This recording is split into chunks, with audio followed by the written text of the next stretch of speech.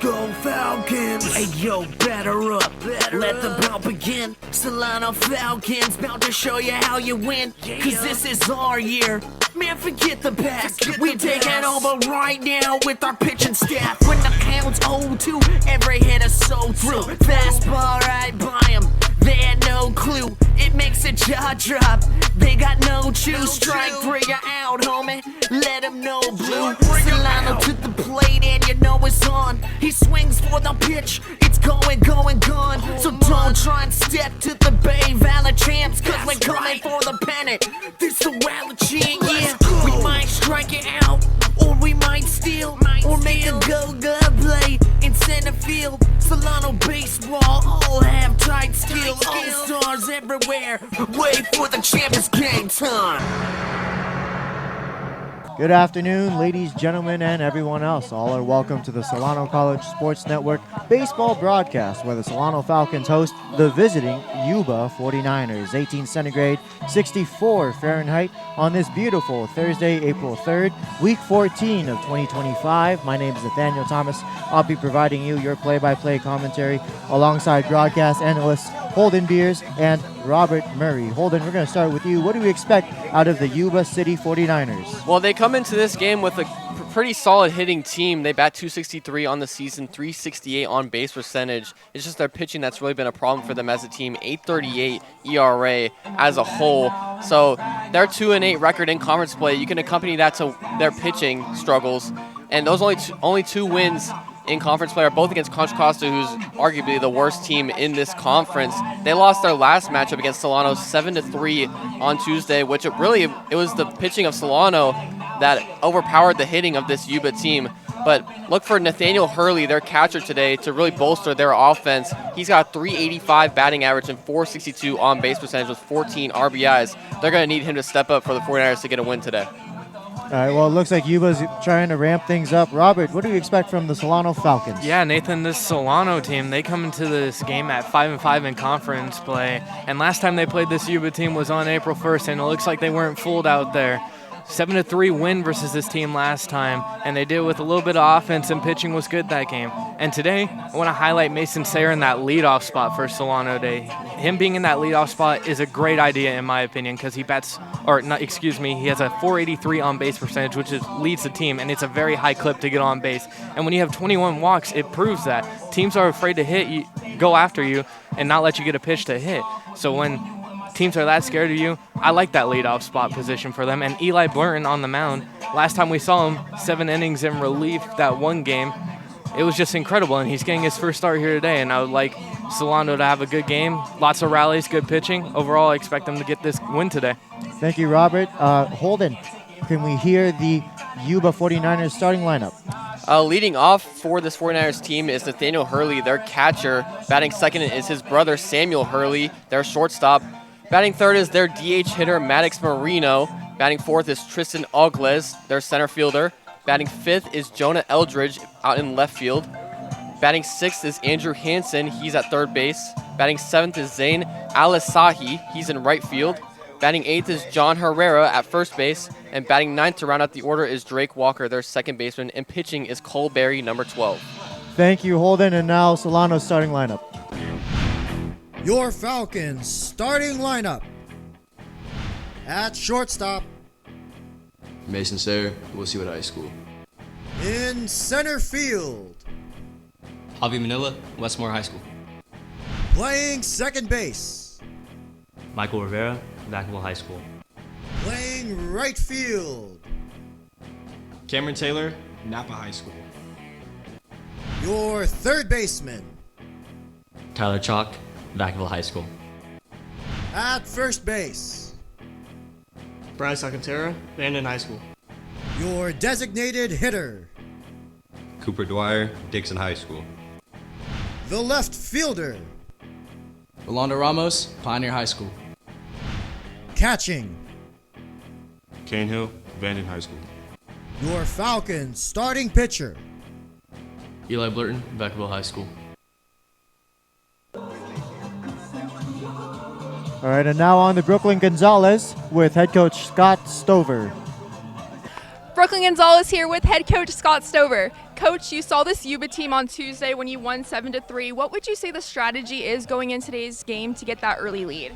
You know, we just got to put pressure on their defense early. We did a really good job with short game on Saturday. We did okay with it Tuesday, but we get some guys on base, and then the middle of the order guys can drive them in. That's the strategy going in, and hopefully it works out early on. Yeah, so we're seeing Eli Blurton on the mound today as a starter. What can we expect to see from him, given that he's normally coming out of the clubhouse? You know, a lot of strikes. I mean, his last few outings he's been throwing a ton of strikes. His secondary stuff has been okay. We're hoping it's a little better today. But he's been pounding the zone with his fastball and beating hitters, so we hope he continues that today. And then what would you describe the mindset of the team this far in the season as? You know, the slow start in conference with getting swept the first series and then losing the first two to Mendo was not a way we wanted to start off. But they've kind of rallied together and had some meetings, and our practices have been a little more fun, a little loose. We came out on Tuesday kind of loose too, so hopefully these guys just don't put too much pressure on themselves. If we come out loose and relax, I think we'll do fine today. Yeah, well, good luck today. Thank you so much for your time. I'm Brooklyn Gonzalez with head coach Scott Stover. Nathan, back to you. Thank you, Brooklyn, for that wonderful report. So it looks like this is a matchup that Solano needs as well. I mean, Scott Silver did mention that they had a little bit of a slow go-around to begin conference play, but it looks like they're very relaxed right now. Well, yeah, Coach Scott Stover was saying in his interview that this team, they were kind of putting a lot of pressure on themselves, and you could see that early on when conference play really started. They were chasing a lot of pitches they weren't chasing in that pre-conference tournament, which they went 3-0 in, and like he was saying, they made practice more loose out there, more fun. They're having the vibes be up instead of just bringing everyone down and just making everyone feel bad upon themselves. And I like that from Coach. It shows a good coach, and he knows his players very well. Yeah, it's good to have a high team morale, especially in those practices. If you feel like your players are down, the vibes are low, those games aren't going to be as good as they can be. You won't reach your full potential as a team. And this Solano team, they're 5-5 in conference play. That's not where they want to be. So I can see why Stover is trying to change things up a little bit later into this season. Yeah, absolutely. I mean, but the most reassuring thing is to see your head skipper so calm, so stoic through a rough start. I mean, especially when a team is, underperforming their own personal expectations. Those types of situations can snowball. You can get into your head just a little bit too much. It's almost like a musician when you mess up a note, during a set. You don't want that to snowball and you fall completely off beat. You just want to compose yourself and get back on rhythm. But, with Eli Blurton on the mound, Robert, it's still fresh in your memory, his 7-inning shutout performance. Yeah, I just remember him coming out of the pen in the third inning when Coach Stover was saying, we're going to go to Eli Blurton here with that second inning interview with Brooklyn that one time. And it just 7 dominant innings from there. And Coach Stover must have saw something. He was like, you know what? This kid's going to get the start today. I like his stuff, and he's got a chance for us to win this ball game. Yeah, and I like that decision by Stover, seeing how he played in those 7 innings. It could really give them a boost of confidence on the defensive side of things. It could also bolster their offense on the other side of the plate. So I really excited to see how he does today, starting at pitcher. Yeah, we have some changes in Solano's batting lineup. We have Michael Rivera batting in the 3 slot. Yeah, Michael Rivera, he's been a very solid hitter for the Solano team this year. And I remember when we had the post-game interview with him while you were gone doing something. Nathan, I don't remember what you were doing exactly, but he had a great game. He went like 4 for 5 or something like that. And we were like, we got to get this kid on. And he talked about his approach, and he just seemed very calm, very understanding of what he's here for and what he knows what he wants to do out there on the field. Well, Michael Rivera, a freshman from Vacaville High School, you can tell, him getting looks like this in conference play, starting in the lineup, batting third, he's going to be one of those heads that they turn to next year when the new guys come in and some of the older guys start to file out. It's going to fall on the shoulders of players like Rivera, but also players like Kane Hill, who's going to get the start today. He's going to give J.J. Dane a little rest from his feet. Yeah, and I like what Kane Hill's been able to do when he comes in for Dane. He's a solid hitter, and he does a really good job defensively. Has a good arm as well, but it's so hard to replace J.J. Dane, so I don't think you should put those expectations on Hill, because he's a completely different player than Dane, I think. Dane is such a traditional, all-around, well-rounded catcher, and Hill, he's kind of that younger, needs some polishing, but he's got the talent to be that kind of catcher for the Solano team. Well, when your mentor is J.J. Dane at catcher, you're going to be under good arms. JJ Dane, he knows how to lead and make people better. He brings people up with him. He doesn't want to bring the vibes down. We see him pregame dancing to the music while they're fielding out there. He's so loose and relaxed out there. Yeah, and and Kane Hill, another one of those freshmen. He's from Vanden High School. We've had the opportunity to cover Vanden sports in this program, so we know that they've produced a very capable athlete. But like you said, this is an opportunity for him to polish himself up even more. The first pitch is scheduled for 1400 Pacific Standard Time. It seems as though the teams are about ready to take the field for the national anthem. Here they are, Ladies and we're going to gentlemen, pause for the welcome national to anthem. Solano College for this matchup between the visiting Yuba 49ers and your Solano Falcons. At this time, we ask that you please rise and remove your caps as we honor America with the playing of our national anthem.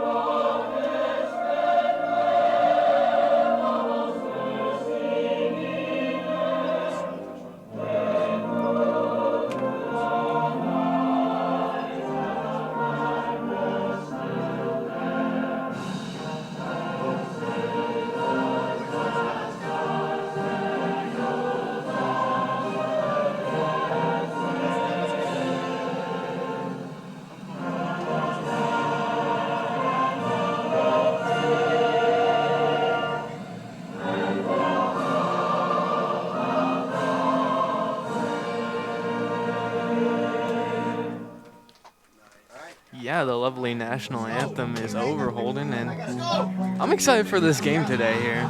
Yeah, I feel like we're in store, even though we know Blurton's a really good pitcher.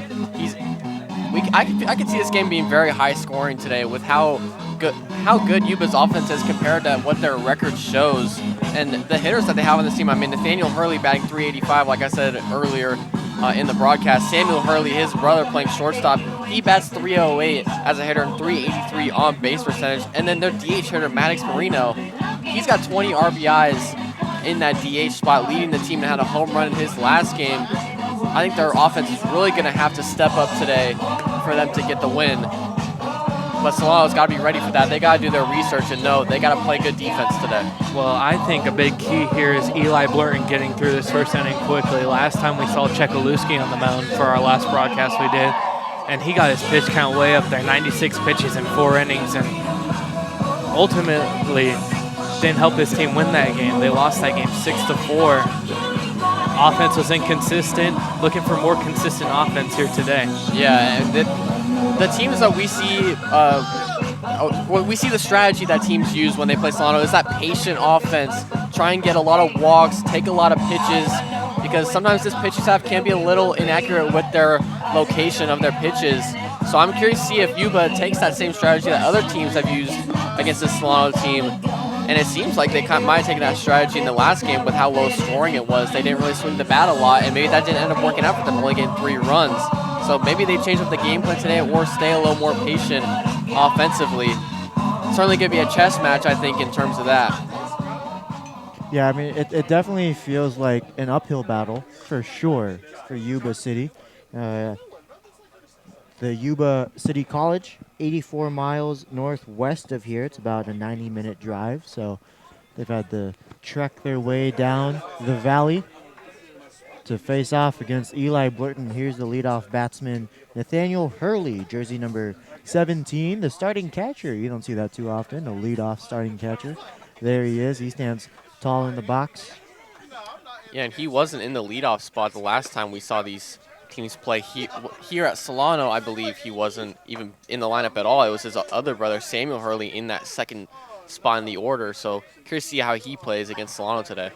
First pitch was a ball right at 14:02 Pacific Standard Time. Pitch number 2 is out of the zone. 2-0 the count against Hurley, the 6'2", 174-pound freshman out of Marysville. Now he's going to take a hack at that one and send it foul. Surprised I didn't just round up that weight to 175. That's what I would have done. Gotta stay specific. Make myself a pound heavier when I'm really not. But yeah, like you were saying, Holden, Nathaniel Hurley wasn't even in the lineup last time we saw these two teams. Yeah, so we'll see what he can do in the leadoff spot. Is probably. I remember in that game, I believe he came in for a pinch hitting appearance and did get a hit in that game. He's got a nice compact swing. The 2-2 from Blurton swung on and fouled back. It was up in the zone. Hurley was protecting.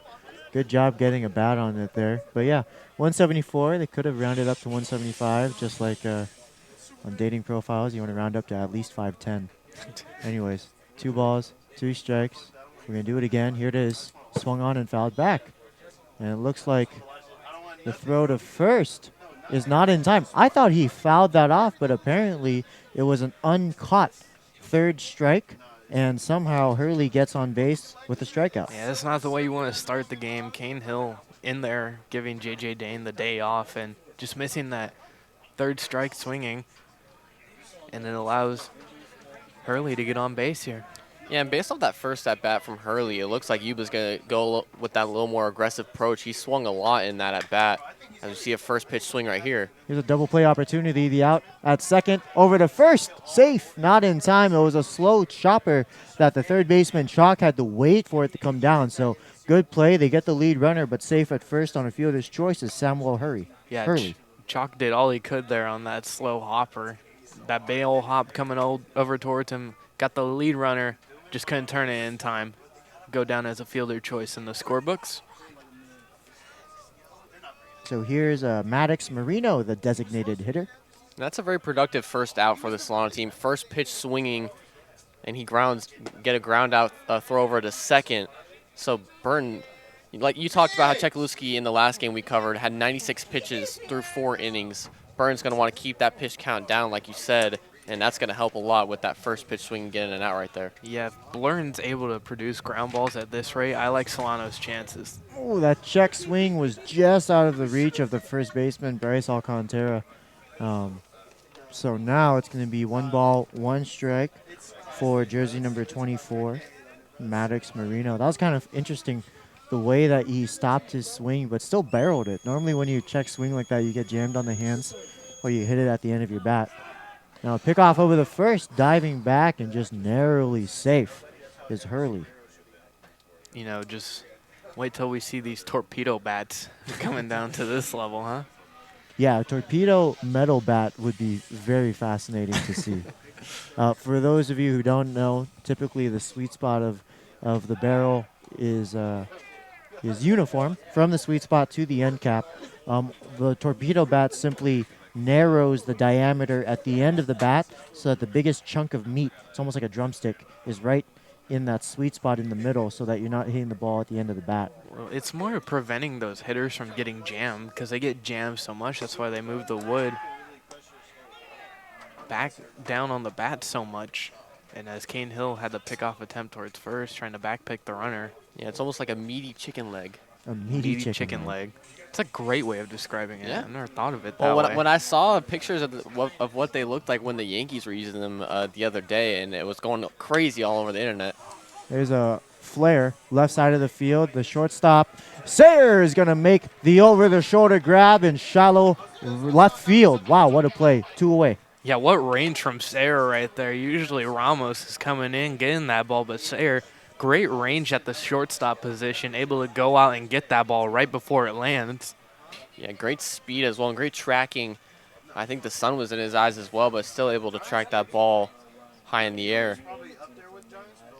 So it's going to go down as a P6 with a star because of the ranging play from Sayer. Here is the cleanup batsman, Tristan Ogles, or Ogles.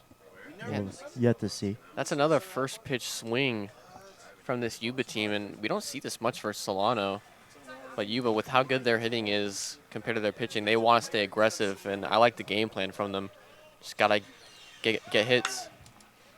There's a ball in the air, and the left fielder, Ramos, secures the third out. 0-0 as we head into the bottom of the first. Due up is Sayer, Manila, and Rivera. I'm Tyler Chalk. Thanks for watching the Solano College Sports Network.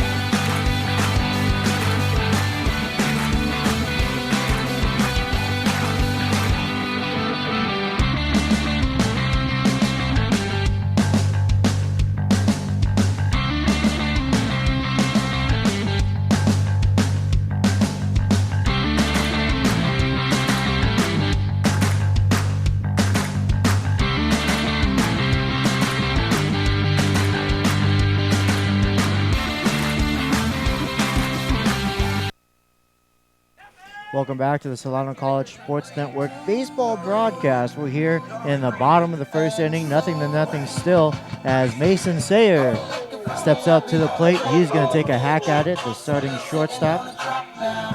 Really interesting to see him in the leadoff spot, like you said earlier, Robert.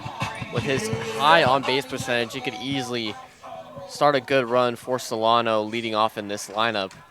Yeah, I like this for Solano because that right there, he has such a good eye. He knows where he wants to hit on the plate. That one looked like it was on the outside edge, but his eye is so good. He takes so many walks and gets on base at such a high clip. I like this move.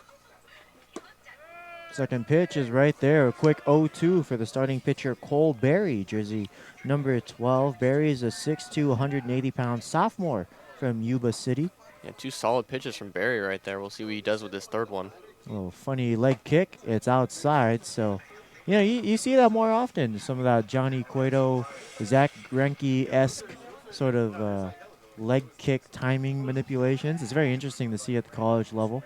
Here's the 1-2 pitch. Curveball swung on. Ground ball to the third baseman, Hansen. The throw across the diamond is a little high, but the first baseman, Herrera, stays on. One away. Yeah, just good play right there by Hansen. Strong throw over. Mason Sayer does run pretty quick with this speed. And that was a good shift over from Yuba. They moved to the left of the diamond just a little bit, and they were the ground ball I think would have got through if they were in a normal positioning. Here's Javier Manila, the starting center fielder, jersey number 2. Righty on righty matchup. Barry, a right-handed pitcher. Yeah, and this is the typical leadoff hitter for Solano is Manila. Moving down to that 2 slot because they're trying to get something different with Sayer from the 1 spot. So now he takes ball 1, even out the count. 1 ball, 1 strike, 1 out, nobody on. You know, Barry's been one of the more consistent pitchers, you'd say, for Yuba compared to everyone else. Manila's going to flare that one to right center, but Al Essawi, number 26, is out there. He's going to make the catch. 2 away. And like I was saying, Cole Berry, he's got 27 innings pitched. That's the second most on this 49ers team, but he's got a 7.3 ERA, not the best number when it comes to that. And he's 1-6 in his 7 starts. But you can't always blame that on the pitcher with how the team looks. Michael Rivera now, jersey number 4, is going to take strike 1. Yeah, there's so many things that could go into that ERA being inflated as it is, but right now he's looking good. Barry is through these first 2 batters, but that can change in a moment's notice. Yeah, that's the fun part about baseball. There's no anticlimactic downturn. Anything can change. One swing, one pitch. But it's 1 ball, 2 strikes. 2 outs now. Rivera trying to stay alive. He just fouled that last pitch off. Barry gets his sign. He winds and deals. Curveball. Safety swing. Chopped right back to the pitcher. This should do it. That's going to end the first. 0-0 as we head to the top of the second. Due up is Eldridge, Hansen, and Al-Essawi. I'm Mason. Thanks for watching Solano College Sports Network.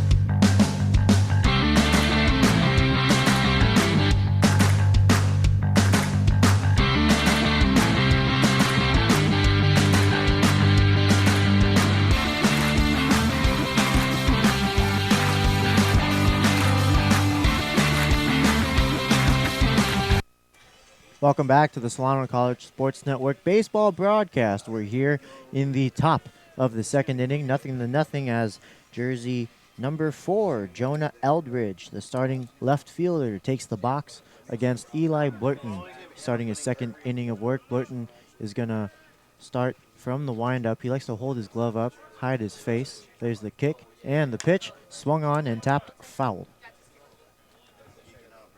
Just a little early on the swing right there from Eldridge. Another first pitch swing from this Yuba team, so that aggressive approach, they're sticking with it in the second inning. Yeah, it looks like they want to attack Eli Blurton early here today. First pitch strike numbers must be good, so they know they got to go after it. Yeah, and typically those early pitches in the at-bat, those are the best pitches that you have to really make good contact, because after that it comes all the soft serve off speed, and there's looks like an off speed up in the zone. So 2 balls, 1 strike. Blurton with his own little leg kick shenanigans. Here's the 2-1 in the zone for strike 2. Beautiful fastball right at the knees. That was very crisp. Yeah, it's more like when he goes to that windup, his leg kick, he more like kicks that foot out and is a little loose with it. And 2-2 boo-hoo. Strike 3 called on the outside corner, 1 away. That was a fast fastball. And he went fastball the pitch before that, so I'm expecting Eldridge maybe was looking for an off-speed pitch right there, and that's why he just wasn't ready for that fastball. Caught him looking. So here's Andrew Hansen, jersey number 15, the starting third baseman, but a left-handed batsman in the box. He's going to take ball 1 high.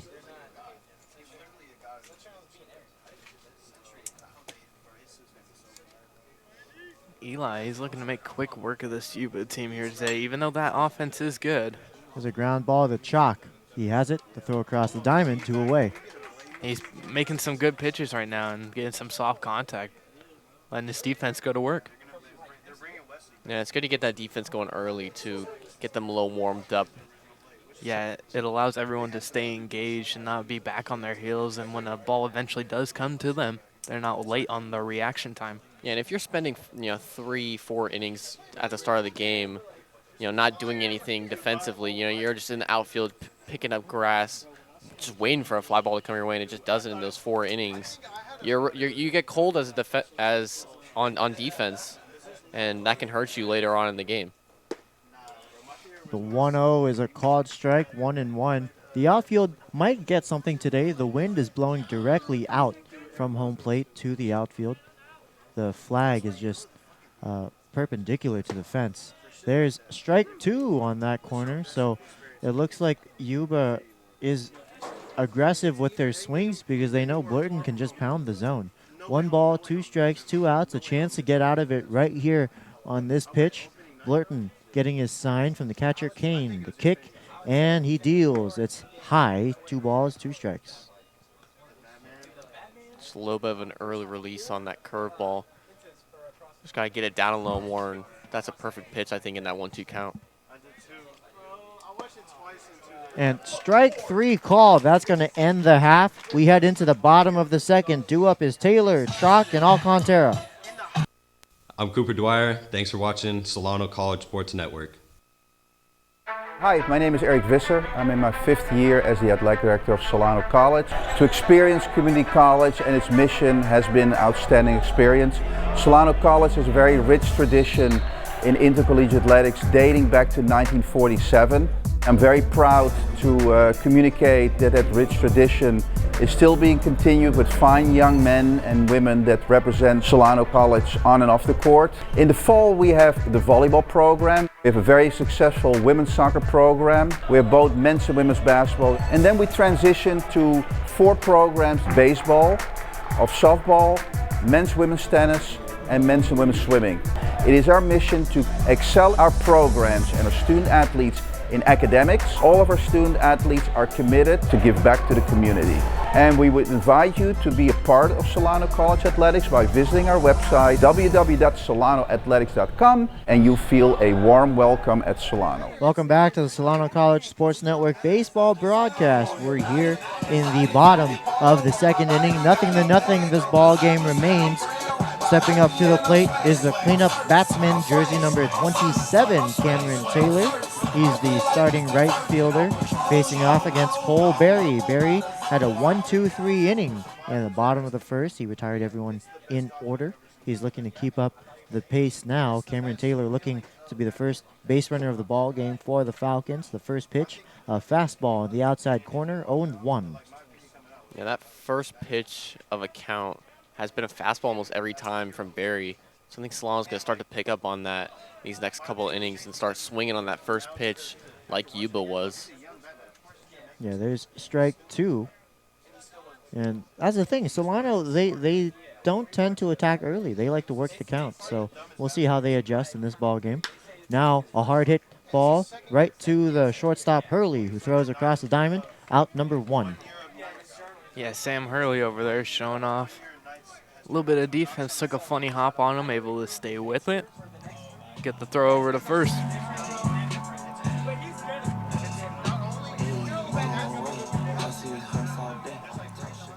So here's Tyler Chalk, jersey number 12, the starting third baseman. First pitch to him is going to be a line drive, and there goes the no-hitter in the perfect game. First base runner is going to be Chalk. Yeah, and like you were saying, Holden, aggressive to a first pitch fastball, and you've been saying Barry's throwing a first pitch fastball quite a bit, and what does Tyler Chalk do? He shows off why he has a high average, gets on base just like that. Yeah, and that's just great reads by the Solano team. And now they got a base runner with only 1 out. And Chalk, one of their best hitters, you know he's going to get on base if they make some good reads like that. Yeah, Chalk not the speediest guy, but a good base runner for Bryce Alcantara. There's a slow chopper to the second baseman. The only play is going to be at first. A productive out from Alcantara moves Chalk into scoring position. Yeah, I think Solano's trying to match Yuba in the approach now. Just attack the pitchers early. Yeah. I mean, he's throwing a lot of fastballs inside the zone early in the count, so I can see why they're stepping up to that more aggressive side of things offensively. Now you got Chalk in scoring position at second base with Dwyer up at the plate. Yeah, and you got to imagine Alcantara is going to play the majority of this game today with Cooper Dwyer DHing. Usually they're the platoon matchup with right-handers, left-handers, no matter which way it goes. But we see Cooper Dwyer getting a right-on-right matchup here today in that DH spot. Yeah, Dwyer's got a runner in scoring position, but 2 outs. Pitch is another college strike, a very crisp fastball. A quick 0-2 for Dwyer. But, you know, with 2 outs, anything poked in the outfield, you can assume that Chalk is going to score. Here's the 0-2, curveball, right back to the pitcher. He bobbles it, but he has got a lot of time to recover. That's going to end the second. 0-0 still as we head to the top of the third. Due up is Herrera, Walker, and Hurley.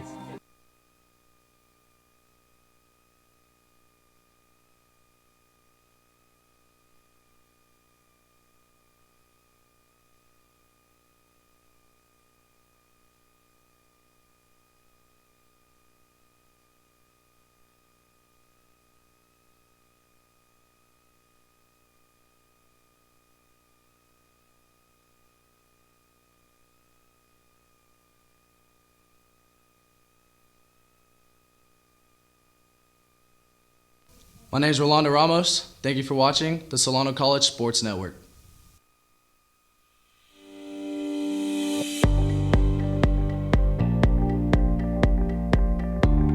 I'm Rusty Mays. I'm one of the instructors here at the Solano Community College Aeronautics program here at the Nut Tree Airport. Here at Solano Community College, we really see them thrive and learn. We have a 100% pass rate with our examiner. I'm Kevin Spolstra, instructor, Solano Community College Aeronautics. At Solano Community College Aeronautics program, we teach the students aviation maintenance. We teach them the general subjects, the airframe subjects, and the power plant subjects. The students will also be prepared to pass their multiple tests from the FAA. At Solano Community College, we also have a partnership with Delta Airlines. Through Delta Tech Ops, students that complete the program, they will be considered for employment as an aviation maintenance technician.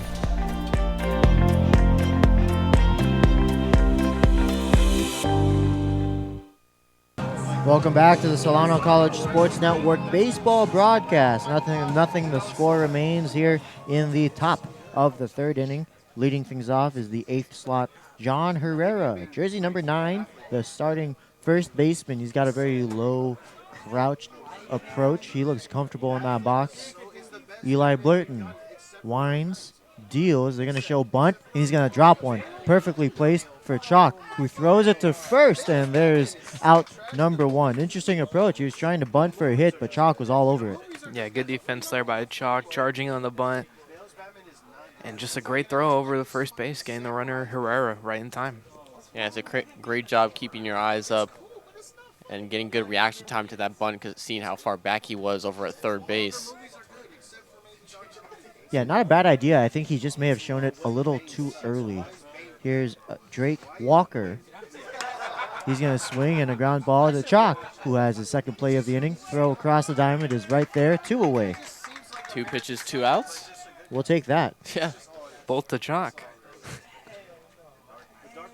So we'll see if number 17, Nathan Hurley, let's see if he'll take this first pitch here. He did swing in his last at bat on the first pitch. Yeah, I mean, if you're the guy who's in the box after 2 pitches and 2 outs, you have to take the first one. He takes the first one. High, 1 ball, no strikes. For that universe, the universe is based on a comic of the Dark Knight. So this is the second plate appearance for Nathaniel Hurley. Back in the first inning, he reached base on a dropped third strike, and then he ended up getting thrown out on the way to second on a potential double play ball that Samuel Hurley beat out. Now there's a ground ball to Chalk, who has a chance to make his third out of the inning. Yes, he does. 3 up, 3 down, all on plays to the third baseman. 0-0 as we head into the bottom of the third. Due up is Ramos, Hill, and Sayer. Hi, my name is Javi Manila. Thank you for watching the Solano College Sports Network.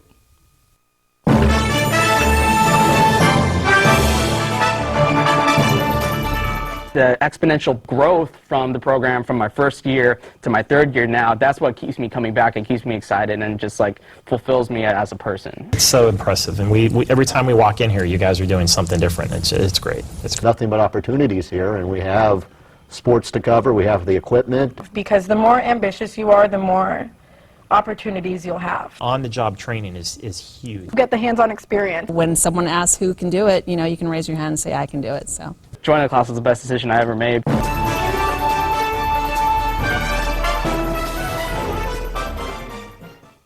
Stand by, we're going to go to cut one. And cut one. Cross court to Audrey Jones. Audrey for three.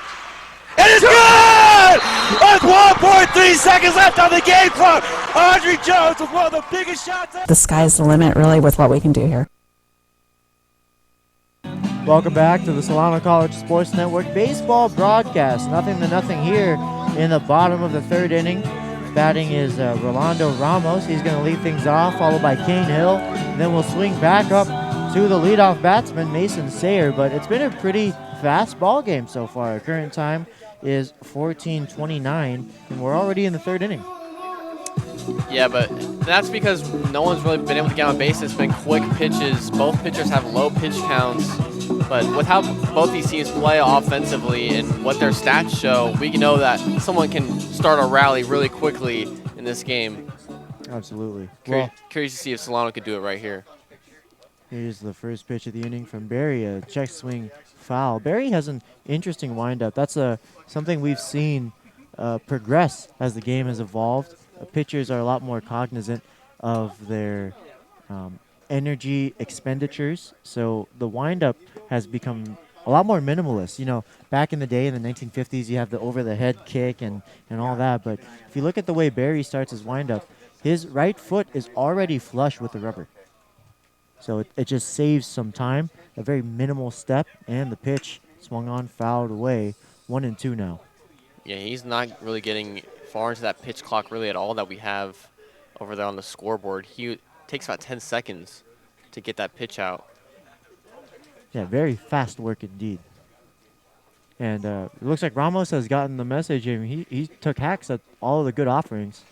Now he spits on that curveball low in the zone, 2-2. Yeah, it looks like Barry's just really good at locating that fastball, but compared to the curveball, it's not really there for his location. I haven't seen him throw many strikes with that off-speed pitch. Might go to the fastball right here. So curveball, he goes the other way with it, and there's a base hit for Rolando Ramos. Great piece of hitting. He stayed back on the curveball, threw his bat head at it, and went the other way, just like you've been taught since youth leagues. And that is textbook execution. Well, it even looked like Ramos was out in front a little bit on that. Just managed to keep his bat back and slap it the other way. Beautiful piece of hitting. Here is Kane Hill with one runner on and nobody out. Now there's a bunt to the first baseman. That's going to do the trick. Beautiful execution right there. He moves the speedy Ramos into scoring position for the best hitter on the team, Mason Sayer. Yeah, and Kane Hill, he's going to get some high fives here in the dugout, executing his job. Yeah, and we haven't seen Solano do much of that this season. And I was here last season in the broadcast, and they would bunt a lot when they would get their first batter on base. And I haven't seen much of it this season, really. I like to see that they're going back to it right here, though, against this Yuba team. Well, we'll see if it works for them here. This is the first pitch to Sayer's a strike.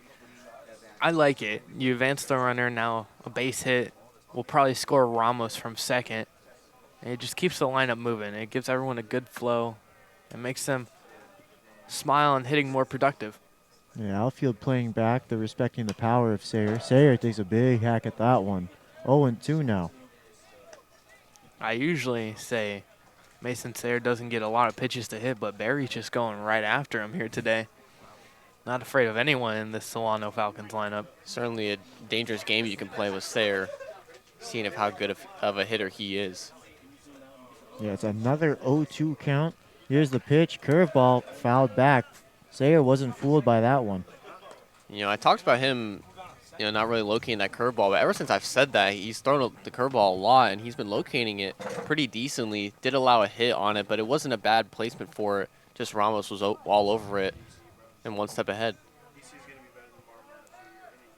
The 0-2 high, right at the letters. 1 ball, 2 strikes.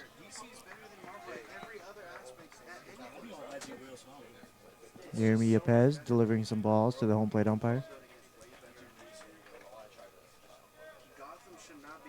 Barry sets. That one is going to be sent to right field. Deep right. Looks like Ramos is going to tag. Yes, he is.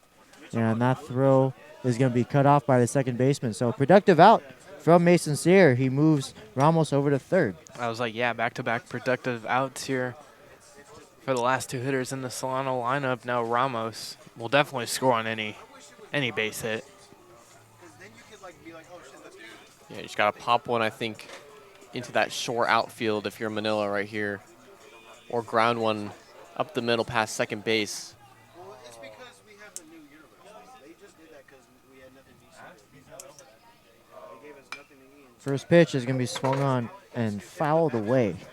So the Falcons have a chance to break the nothing tie. This is the most action they've had all day, especially with how good Barry's been controlling the zone. Yeah, and Solano's been late on a lot of these pitches, fouling them off back behind them, and that's going to hit Manila. Hit the knob of the bat. Or hit the knob of the bat, yeah. Yeah, you could hear the metallic clank. So I was like, if his knuckles sound like metal, I'm going to be impressed. Now that counts as a strike, right? It does count as a strike. Because it's technically a foul ball. Yes. Yeah. yeah, it's 0-2. So I mean, unless Professor Xavier is also Wolverine, that was definitely the knob of the bat. Another 0-2 swung on and fouled away. But, I mean, like you said, Holden, like Barry, like how many 0-2 counts are we going to see? How many have we seen already? It's only the third inning. Well, his first pitch strike, he's just attacking it. I don't think he's gotten behind here today, besides one time maybe. Yeah, I think he's been even in the count a couple times, but other than that, I think he's been ahead almost every single at-bat. Here's the 0-2. Fouled away. Yeah, these are very uncomfortable at-bats for the Falcon lineup. When you're constantly behind, you're just in a position where you have to protect the plate, and the pitcher has all the advantage, all the leverage, because he can just throw anything. Yeah, and they continue to just foul off pitches behind them and over into the Yuba dugout. Ball in the dirt. Good stop by the catcher, Nick Hurley. No, it's a little bit chillier than I thought it would be today, considering what our forecast was showing coming in. Yeah, it was nice and sunny, but the clouds are overhead. There are a couple of cotton balls up out there. And the 1-2 swung on in the air, but this looks playable for the center fielder, Ogles. Camps underneath it, and there's the third out. That's going to end the third. 0-0. The score remains. Due up is Hurley, Marino, and Ogles. Hey, what's up, everyone? It's JJ Dane. Thanks for watching the Solano College Sports Network. But Dad, I love him. I'm going to marry him. I don't care what you say. Cut. Welcome to TV 55. In this hands-on class at Solano Community College, you'll learn all aspects of television production. Work with high-end cameras in the field and in the studio. Professional sound, lighting, and green screen. And let's not forget editing. Enroll today. Get an art school education at a fraction of the cost. Visit us online at solano.edu.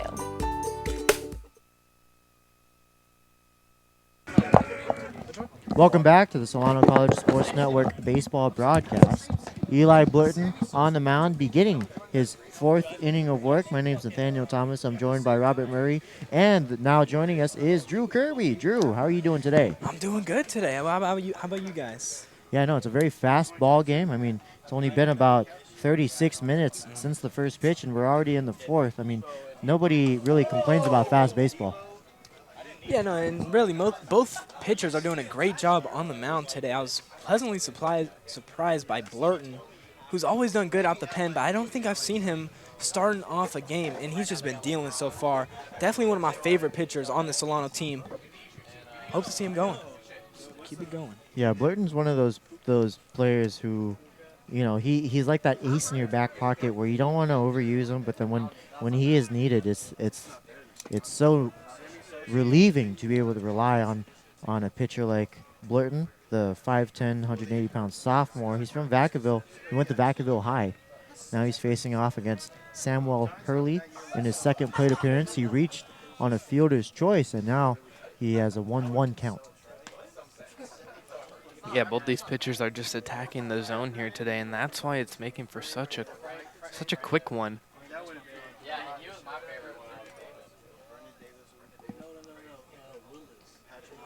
Blurton kicks and deals, and that one's going to be skied foul. The clouds overhead, they're blowing in. It looks like they're blowing downward from home plate to the outfield. The flag right now is still. So the winds at field level, very calm. Here's the 1-2.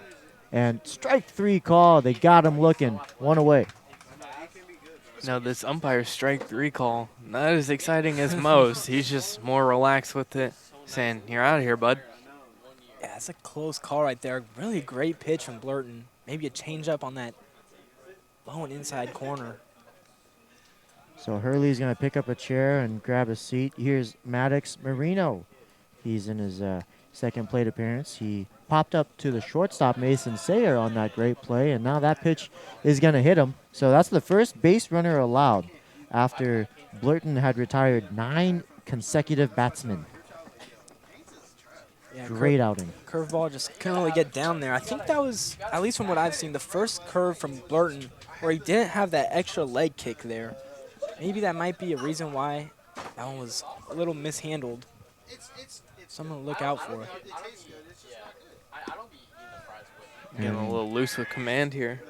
Yeah, Ogles has the duck out of the way of that one. 1-0 the count, the left-handed batsman.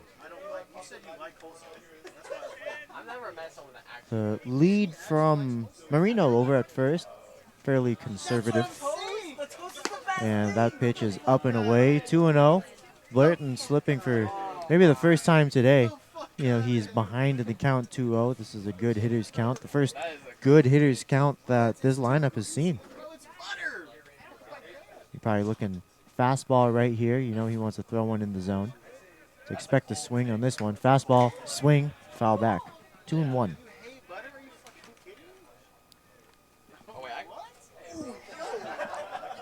And that's the mental chess you play as a ball player. You're trying to eliminate pitches. You're trying to see what their game plan is. If it's 2-0 and he missed, you know, you can hunt for a fastball. Now that one's going to miss high, so it's 3-1. So again, another fastball count.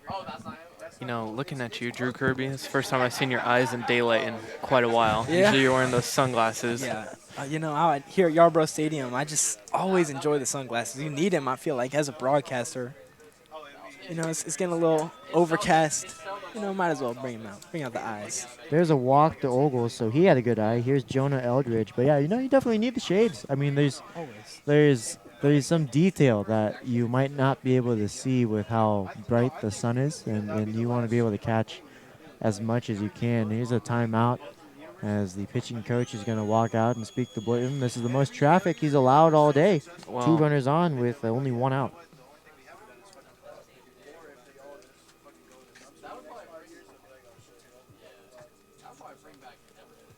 So this is probably just a quick little check-in, a very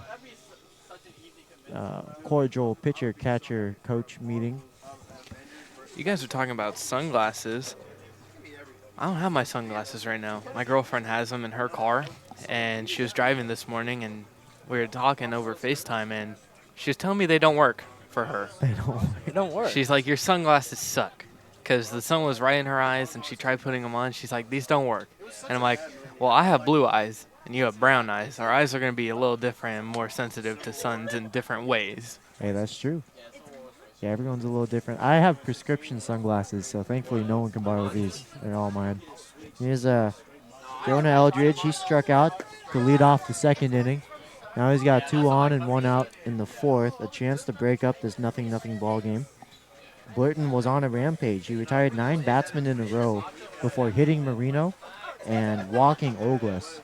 So first pitch from the meeting was a ball. Second pitch is up in the zone as well. So 2-0. Another fastball count from Eldridge. If it's in the zone, expect a swing. Eldridge is the 5th slot, so he's the last of the heart of the order. Don't expect a bunt. He's going to be hitting away. Fastball in the zone. There's a called strike. right on the outside corner. I don't think Eldridge liked it too much. Yeah, just seeing how Blurton's performing after this meeting, he needs to get Eldridge right here. Get this. Ooh, swing and a miss. It was upstairs. He swung underneath it. You can tell he was trying to elevate. He kind of exposed a hole in his swing. He was trying to get his fluidity back, more comfort in that wind-up leg kick. Feels like he's getting a little off mechanically, so pitching coach goes out. And now he's finding the zone again. Yeah, he just fouled that one away. So Blurton just needed a little bit of a retune-up. But Blurton never really struggled with command issues, even in previous broadcasts. So it's a quick adjustment to make for that young man. Now he's going to set just above the belt, the kick, and he deals. And strike 3 called. He got him looking. Looked like Eldridge knew it right away. He just started walking straight back. Yeah, Eldridge, he knew it was strike 3 right away. Walking straight back to that dugout, shaking his head. He's like, why didn't I swing at that pitch? Yeah, perfect pitch sequence there from Blurton. Had a 2-0 count. Was able to work his way out of it. That's great stuff right there. Here's Andrew Hansen. Hansen grounded out to Chalk at third base back in the second inning. First pitch to him is going to be low and inside, 1-0. But that was just a great freeze job from Blurton. I mean, there's nothing really you can do about a pitch that freezes you up. It was probably something that Eldridge wasn't expecting. But 1-0. What's up, everybody? Kyle Lewis. Thanks for watching the Solano College Sports Network. Now it's anybody's ball game. 1 ball, 1 strike as that one's fouled straight back. What's up, everybody? We almost could have caught that one if there was no netting right here.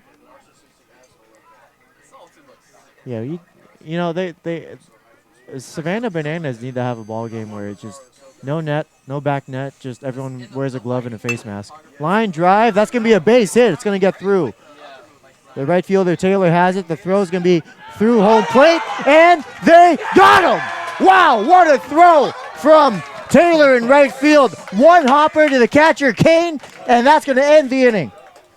What's up, everybody? Kyle Lewis. Thanks for watching the Solano College Sports Network. Hello, my name is Brian Preciato. I'm a retired fire chief from the City of Acville Fire Department, and I had the opportunity to become the Fire Technology Director here for Solano Community College. Solano Community College offers a tremendous fire academy and a fire technology program.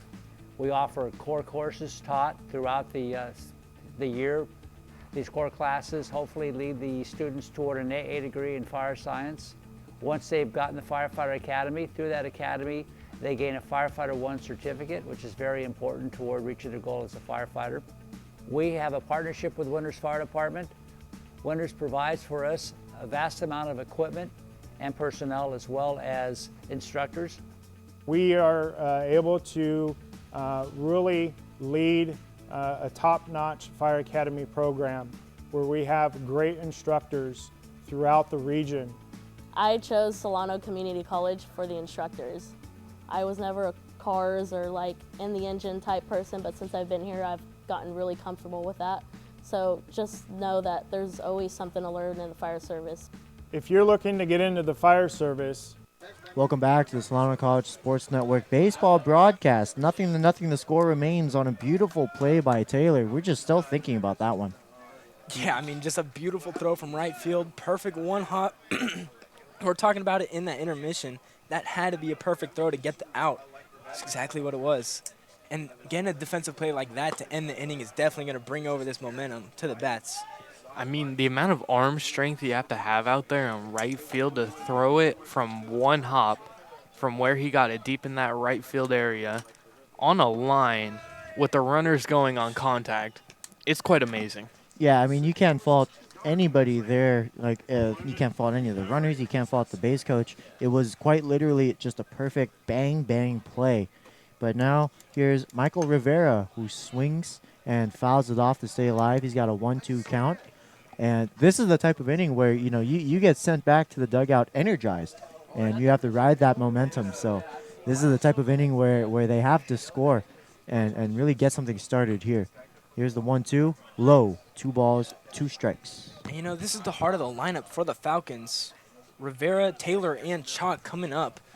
So, you know, they've seen Barry once so far second time around the lineup, this is where you start to see in those hits, maybe get one of those innings where, the hits just keep coming. There's a line drive to right field. That's a fair ball. Right on the chalk. It's in the corner, rounding first. Oh, he's turning on the Jets, and he's going to stop. He almost thought about it. That was Michael Rivera with a double down the line, almost heading to third, but a stand-up double. I mean, with those long strides he was taking towards second base, I thought he was going to fully commit towards third. Good stop right there by the third base coach. Not running Michael Rivera into an out. Nonetheless, we'll take the leadoff double here if you're Solano. Yeah, I mean, you definitely, that would kill the momentum, and you don't want to be doing that with the man at the plate right now, the iron arm and right, Cameron Taylor. I mean, you make a play in the outfield on defense. Let's see what you can do at the plate on offense. First pitch to Taylor is a ball. So Rivera on second. Nobody holding him on. Very decent lead. Right behind the umpire. Barry sets the kick and the pitch. Swung on. Deep left field. Everyone can stop, stare, and say goodbye. A 2-run blast off of the bat of Cameron Taylor. I was saying it. You make a play in the outfield, throwing a runner out at home. 2-run bomb here in the bottom half of the inning. I mean, that is one of the hardest hit balls I've seen here at Yarborough Stadium. Just absolutely pulled that one. Beautiful hit there from Cameron Taylor. I mean, you just knew it off the bat. There was no way that was not going out. Yeah, that was one of the most pure hit balls we'd ever seen. It was headed towards the football field. Wow. Might be in the bleachers over there. Holy. He got a hold of that one. Perfect launch angle. Perfect connection. It was on a fastball up in the zone. All he had to do was turn his hips, and muscle memory and years of training all on display on one pitch. That's what we like to call a barrel. Perfect launch angle. Over 100 miles per hour on the exit velo for sure. Hit it 422 feet. 102 miles an hour off of the bat. You don't get it better than that. I mean, perfect if you're playing MLB The Show, am I right? MLB hit right there. You hit it 422 feet off a pull, 100 miles off the bat, you're always going to be able to play at the next level. It feels like that happens every time a player makes a play in the outfield. Right. It feels like they do something offensively. And we want to apologize on the YouTube side of things for the technical difficulties on the broadcast. We got the home run, right? We got the home run. Okay. So 32-degree launch angle was why that went over 400 feet. I mean, just 32 degrees is that perfect angle of just, you're not sacrificing any distance, but you're getting the right elevation. I mean, I immediately put my hand up. I knew that one was gone right off the bat. Still amazing. Yeah, and I mean that's what you come and watch the game for, is seeing stuff like that. I mean that's why all these references with baseball, it's a baseball diamond. You got web gems. He pitched a gem. The ball itself, you call it a pearl. You have all these little euphemisms because you wait around a whole season to see something like that, and it makes it all worth it. Yeah, it does make it a lot worth it. That was one of the more exciting hits we've seen all season. All right, so there's a walk to Tyler Chalk as he makes his way down the first base chalk. Here is Bryce Alcantara, who's looking for his first hit of the game. He grounded out to the second baseman back in the second.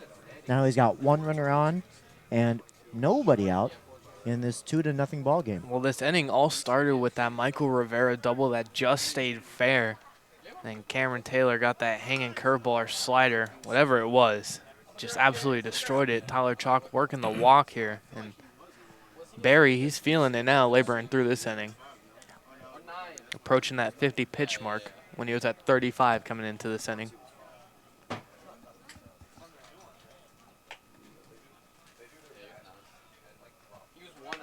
And a perfect bunt from Alcantara down the line. He might even beat this out. The flip to first. Out. Wow, that stayed fair perfectly. That was like right on the lip of the grass of the baseline. can't have a better bunt than that. Alcantara is going to move Chalk over to second on his sacrifice bunt. Yeah, it really doesn't get better than that. In terms of bunts, I mean, just right down the line on the grass there. Exactly what he needed to do, running on second now. Just one out. It was 422.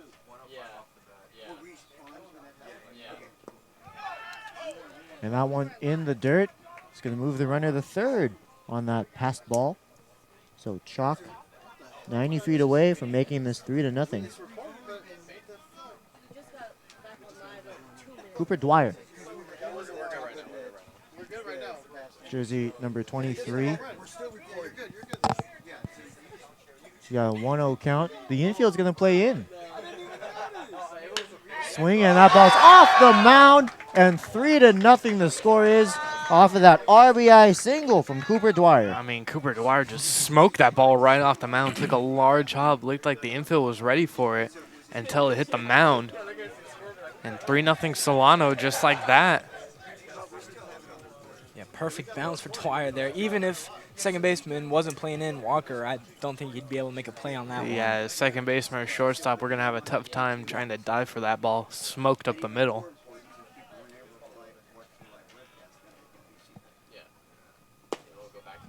First pitch is a called strike to Kane Hill. So this inning starting to unravel a bit for Yuba. It was a pitcher's duel up until the leadoff double from Michael Rivera. And there is a swinging strike, 0-2. Well, the second time through the order here for Solano, they're starting to see Barry a little bit better. They're starting to figure out he's attacking the zone. They're attacking that fastball he's been using to get first pitch strikes. Excuse me, that is Rolando Ramos who fouls it off. Kane Hill is on deck.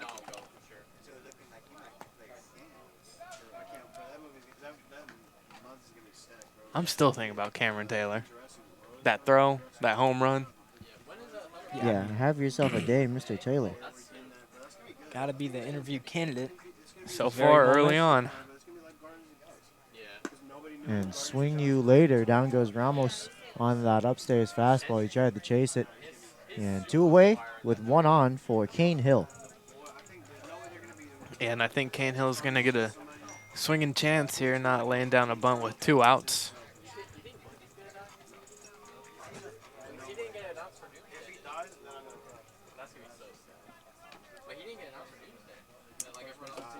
And I like, as a pickoff attempt, not in time to get Ramos. I like to see Kane Hill work the other way.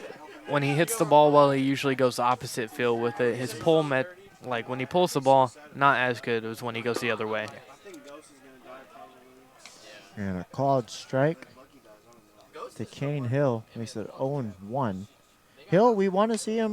We want to see him swing away, like you said, Robert. He did have that beautiful sacrifice bunt back in the 3rd inning that moved over Rolando Ramos. Well, he's got a lot of power in his legs, and I like to see him get a hold of one here, if he can, in this inning. 0-2, 2 outs. Hill trying to stay alive. Here's the pitch, low. The runner goes, the throw down to second, and they got him. Wow, great throw from the catcher. It was a late start from Dwyer over at first. It could have been a hit and run, but Kane Hill will resume his at-bat in the bottom of the 5th.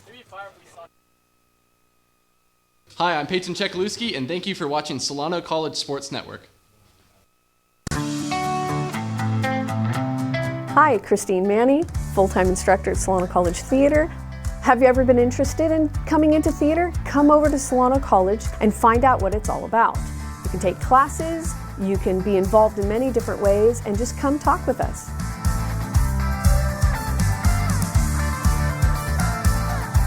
Check us out at www.solano.edu/theater.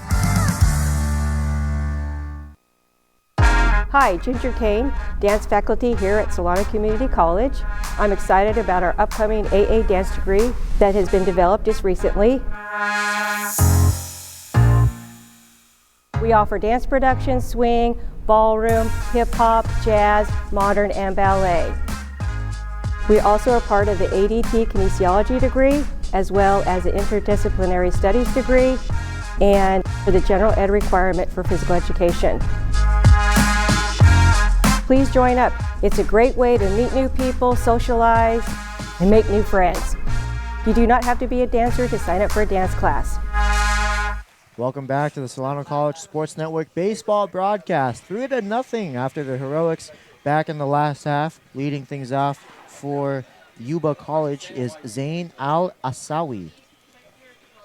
He's still facing off against Eli Blurton, who winds, kicks, and deals. The first pitch is going to be swung on through the infield for a base hit. And just like that, one runner on and nobody out for John Herrera. Yeah, a little bit of pressure for this 49ers lineup now that Solano has those 3 runs on the board. Bats got to get active. That's a good way to start. And when you're able to get that leadoff runner on, it tends to lead to more of a productive inning than the opposing defense would like.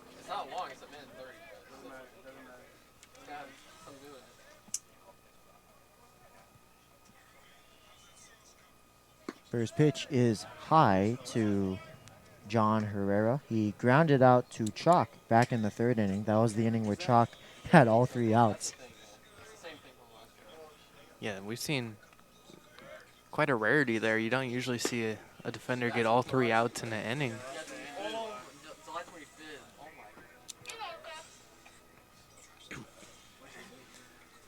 We'll see what Herrera can do here, though, with Al-Asawi getting that leadoff hit. If he can move the runners over, have a productive out at all here in this at-bat. And he gets a little chopper. Blurton tried to dive for it, the throw to first, and they got him. Great play all around.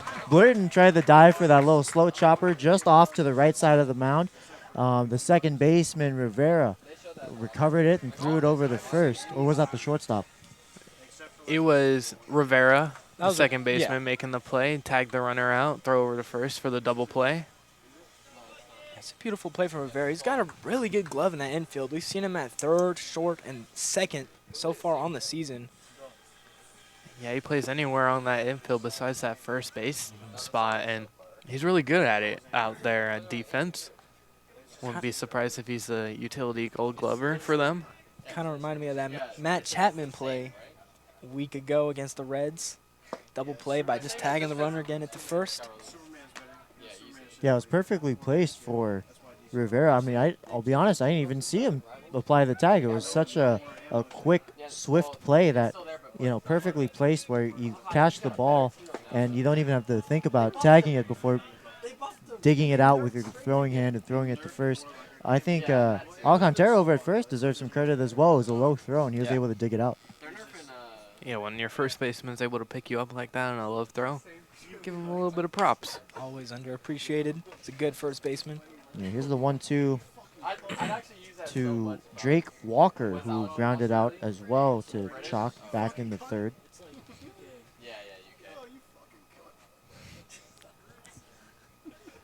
Blurton with a chance to get out of it now.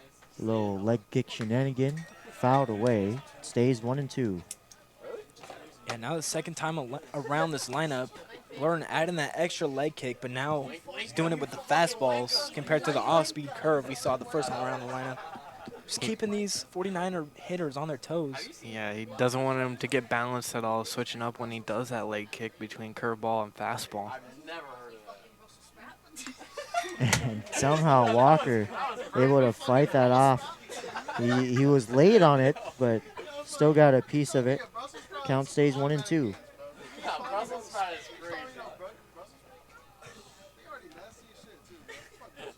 And Blurton, he's having a pretty efficient game here. He's at 57 pitches now after that one. It's the 5th inning. Yeah, you want to aim for about 10 pitches an inning, 3-ish per batter with 1 to spare. 2 balls, 2 strikes, 2 outs. Now time is called.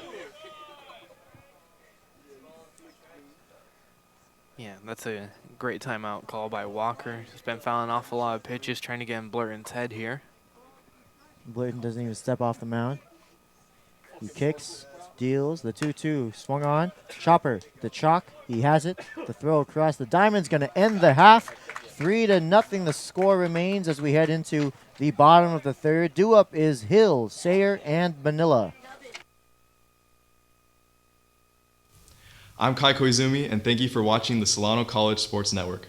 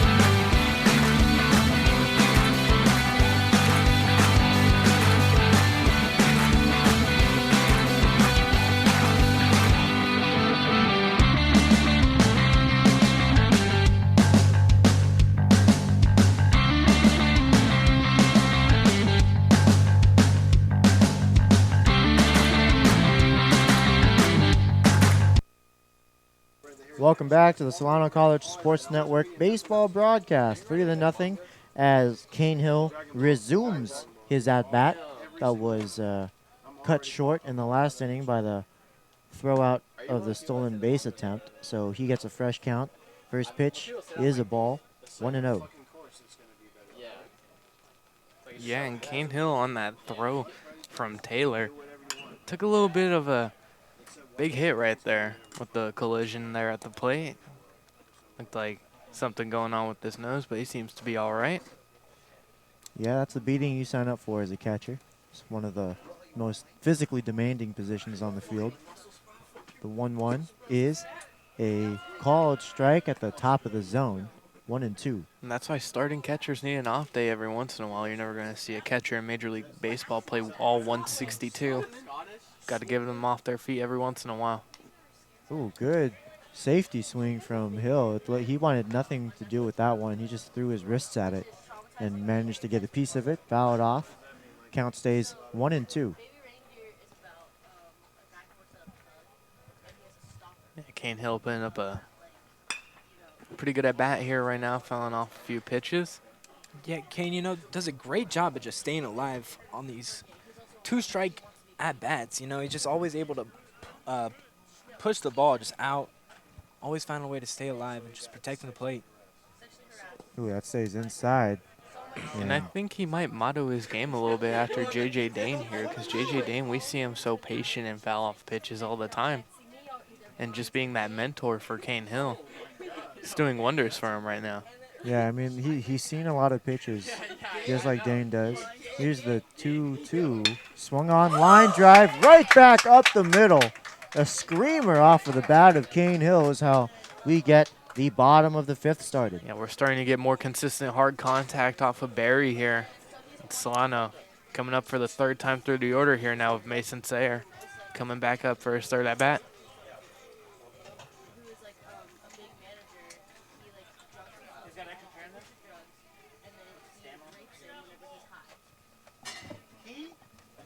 So here's Mason Sayer. First pitch is a ball. And even the best hitter on the team, he's showing bunt. He's being a team player.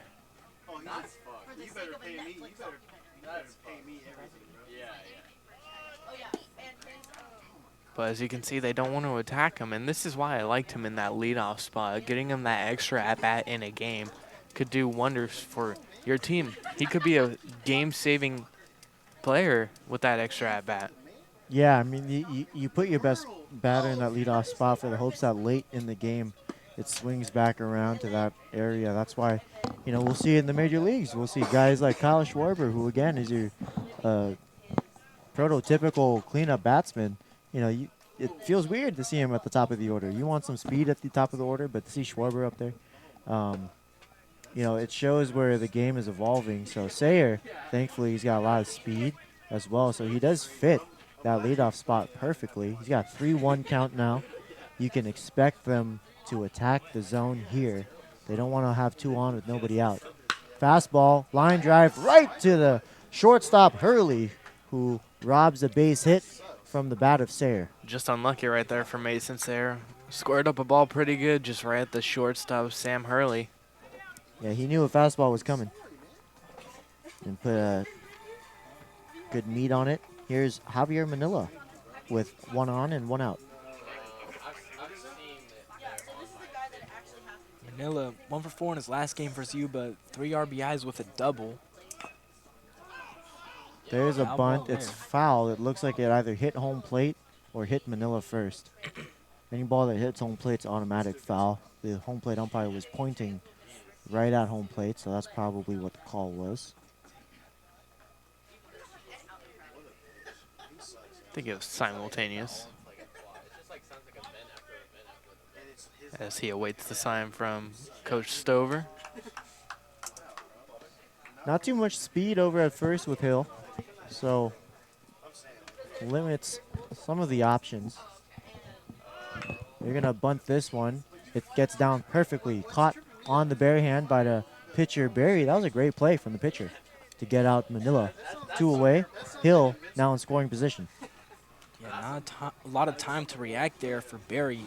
Just bare-handed the ball and just flung it over the first in time. Yeah, Barry barely getting there. Still made the play, though. Pitchers are athletes, ladies and gentlemen. We might just think they throw the ball, but they're more athletic than we think. Here is Michael Rivera. He started off that 3-run rally back in the 4th. He had that leadoff double right down the line. And I've been saying that Rivera, he's been a consistent hitter for them all season long.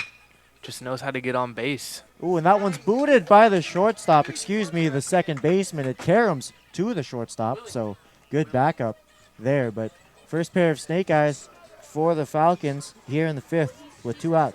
Yeah, and here comes the home run hitter in Cameron Taylor. Got a hold of it last time. 102 off the bat, 422 feet with a 32-degree launch angle. Couldn't square up a ball better if you tried. So you know what he could do with the bat. You got runners on 1st and 3rd, 2 outs. What do you give him here in this at-bat? I think you stay away from him and take your chances. So that's going to go down as an E4 for Rivera as he reaches first. Kane Hill all the way to 3rd. Taylor with a chance to pick up a few more insurance runs for the Falcons.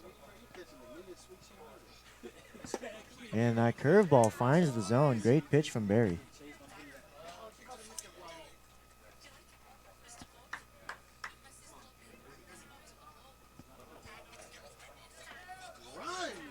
Got to see if Taylor takes advantage of this at bat here, trying to expand that lead a little bit more. He swings and misses through that one. Very aggressive swing. 1 ball, 2 strikes, 2 outs to a very dangerous hitter, Cameron Taylor. You know, that's fresh off the mind of Barry. Here's the 1-2. Curveball in the dirt. Moving over to second is Manila, so now it's 2nd and 3rd. 2 balls, 2 strikes, 2 on. 2 out. That'd be Rivera getting to second. Excuse me, yes, Rivera getting the second. Manila sacrificed himself. Looks like Barry agrees with you, Robert. Just giving Taylor just a lot of junk right here in this at-bat. Yeah, they're not really trying to give him anything to hit. Ooh, and strike 3 called on the outside corner. Taylor didn't like it, but that's going to end the bottom of the 5th. Due up in the top of the 6th is the top of the order, Hurley, then Marino. Hi, I'm Teo Kopp. Thanks for watching the Solano College Sports Network.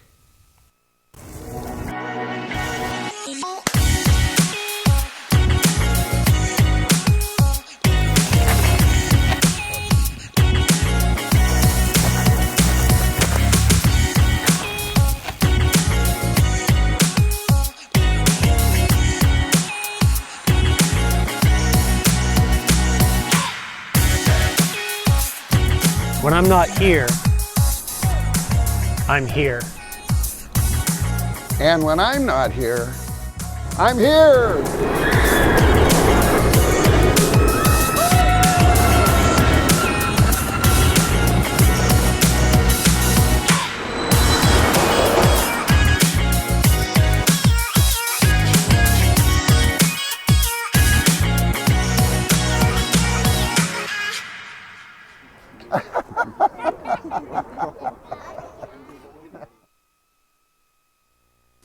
Welcome back to the Solano College Sports Network baseball broadcast. We're here in the top of the 6th inning. Leading things off is Nathaniel Hurley, followed by Samuel Hurley, and then Maddox Marino.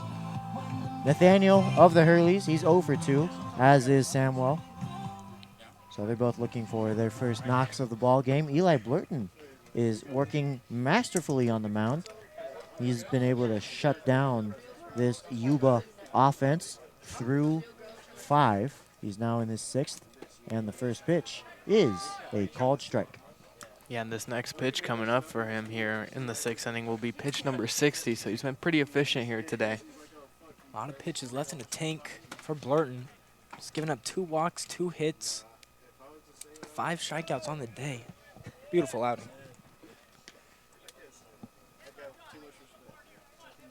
Yeah, and I've liked that Stover has gone with Blurton here today. He's shown us a lot out of the pen, and that I think it had to do with that long relief outing where he pitched 7 innings and saved the whole entire bullpen that day.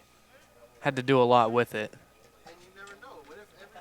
Yeah, I mean, what I'd like to see today is just Blurton going a complete game, just completely giving his bullpen an off day. That's something that they could use. Now he's able to manage a swinging foul strike off of the bat of Hurley. 2 balls, 2 strikes. Hurley reached on the drop 3rd strike back in the 1st. In the 3rd, he grounded out to chalk to end the 3rd. Here he is with a 1-2 count. Kicking the pitch outside. Hurley has got an open stance. He likes to lean on his back right leg. His left leg is open and already sort of straight, which is what you're taught when you swing. You want to have a wooden front leg. The 2-2 swung on and fouled back. Going back to your point, Nathan, if Blurton could really just keep his pitches in the zone, I see no reason why Stover won't keep him in. This last game versus Yuba, Payne Chekaluski pitched 8 innings. So if he's finding the zone, why not keep him in? Yeah, Payne Chekaluski with a better start. Not on the Solano College Sports Network compared to the last time we saw him, excuse me. Yeah, it was a little shaky on our last broadcast, but since then he's doing a lot better. As of course, they won the first game of the series versus Yuba 7-3. And they currently lead 3-0 here today. This is the first batsman's full house. Swung on, deep left field, and that's off the wall foul. That was maybe 5 feet from being over the fence and maybe another 8 feet foul. So that's one of the best hit balls all day off of the bat of these Yuba College 49ers. Thankfully, just a long strike. So Blurton with a chance to still get out of it. This is still the batsman's full house. Blurton certainly looking for a strikeout here. He wants to set the tone for the inning. He gets his sign. And he winds. The payoff pitch swung on. Another high, long, majestic foul ball into the trees. And Hurley's just all over Blurton. He's just early. Yeah, Nathaniel Hurley. He's doing his job here, making Blurton work now. Almost got a full inning worth of pitches on average here today for Blurton, just this one at bat alone. A little jam shot, a little flare base hit over the head of Sayre. So the full house wins that battle. Hurley's on first with a single. That ball came off the bat. A little weird there. Yeah, really it got sounded jammed weird. up. Yeah, more had that knuckle action going out there. As Kane Hill's giving signals to the defense. And the thing is, that ball kept carrying. You'd think it would be a short little jam shot, but it sounded odd, and it just kept carrying over the head of Sayre in the shallow left center. So One runner on, nobody out. Samuel Hurley. He reached on a fielder's choice in the first and struck out looking back in the fourth. Now he's going to swing underneath that letter high fastball. 0-1 the count. Yeah, we'll see if Hurley squared here can do anything in this heart of the order. Got some Hurley action right now in the base paths. Well, one on the base, one in the box. That fastball was up and in near the eyes of Samuel Hurley. And that's only the second hit of the ball game that reached the outfield for the Niners. Now that curveball finds the zone. Great pitch, definitely. It froze up Hurley. He thought about it. He froze, and then it just dropped back into the zone. That's one of those pitches where, as a pitcher, you're aiming for a right-handed batter's left hip so that it bites back on the inside corner. Beautiful execution. It's a 1-2 count now. And the pitch, curveball again. This time tapped foul into the dugout of the Falcons. All of them trying to catch it barehanded. The thing is, you know, when you're a ball player, you're on the field and you have your glove on and you're ready every pitch, you're fearless. But when you're waiting in that dugout, just chilling without a glove, a baseball could be a runaway tank. You just want to get out of the way of it. Yeah, no one likes being in front of a baseball in a dugout, that's for sure. Swing, and there's a ball high in the air, right side of the field. Looks like it's Taylor. No, it's going to be the second baseman, Rivera, coming all the way down the line in front of the right fielder, Taylor, for the first out. I mean, we've seen that from both sides of the middle part of the infield here. We had Sayre do that early on here in the game, sprinting across, making a catch, and now Michael Rivera doing the same thing. Yeah, that middle infield for Solano is very deadly. Both of them clearly out there, could play. Both have a great arm, good glove with them. Might have accents of gold in it. Here's Maddox Marino. He's looking for his first knock of the day. Marino was the base runner that got thrown out of home plate back in the fourth by Cameron Taylor. He reached on a hit by pitch, and he grounded out, he popped up to the shortstop back in the first. So this would be a great time for his first knock. He's looking for it. One runner on, one out. 1-0 count. The pitch is curveball in the zone. Another beautiful inside location for strike one. Yeah, Blurton really finding the zone here with that curveball in this inning. I mean, it's righty-righty. It's almost unhittable. Yeah, but the scary thing is if you hang that pitch, yeah, it's going to go a long way like we saw with Cameron Taylor earlier. Yeah, we already know the weather is good condition. It was in good conditions for the long ball. Man, I saw someone jump on a grenade and they fucking blew up. Like, yo, you want to hear that, huh? Fucking Uncle Anthony. Here's the 2-1. Swung on, ground ball foul, 2-2. Why are you telling me you saw someone fucking blow up, bro? I'm 7th grade. I'm in 7th grade. I'm 13 years old. I'm trying to eat something, bro. Yeah, let's see if Yuba, if they can do anything here in this inning versus Blurton. I think it's their best shot right now with how deep into the counts they're getting right now. Some activity in the bullpen. It's jersey number 6, Joe Casetta. 5'8", 170-pound freshman from Chico. So we'll see if that might be the end of the day for Barry come the bottom of the 6th. He's a right-handed pitcher. Getting warmed up down there. It's a 3-2 count to Maddox Marino. Well, Barry's pitch count is 78 through 5. So we'll see if he runs back out there. And swing you later. Blurton got him swinging, 2 away. Speaking of 78, that was the 78th pitch for Blurton. Yeah, 6th strikeout of the day for Blurton. Just had him way in front right there with that pitch.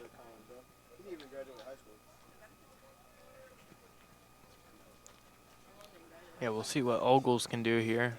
Keep that line moving for Yuba. Well, he's going to hack at the first pitch and send it back foul, 0-1. That one picture I showed you was the only picture I ever have. He came back.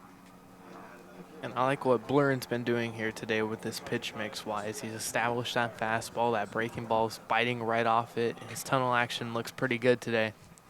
That's why this Yuba team's scoreless. They're 5 2/3 of an inning. And there's a called strike, so quick 0-2.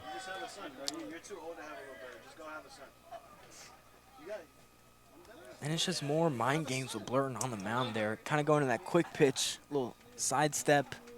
Between that, the regular leg kick. That's up and away. 1 ball, 2 strikes. Hill's taking a look at the runner over at first. That's Nathaniel Hurley, the leadoff batsman, so some speed out of that man you can expect. Yeah, Nathaniel Hurley made a break towards second base and then stopped. So he might be moving sometime soon. All right, 2 balls, 2 strikes, 2 out. As that off speed misses low. Still a pitcher's count here. 2 balls, 2 strikes. Yeah, you got to waste pitch if you want it. Ogles, 1 ball away from a batsman's full house. And it is. So Ogles fought his way after being down 1-2. This is his full house. Blayton trying to get out of it right here with this pitch. Like I was saying, this is Yuba's best chance to attack Blurton here with his pitch count running up to 83 right now. It's been a long inning for him.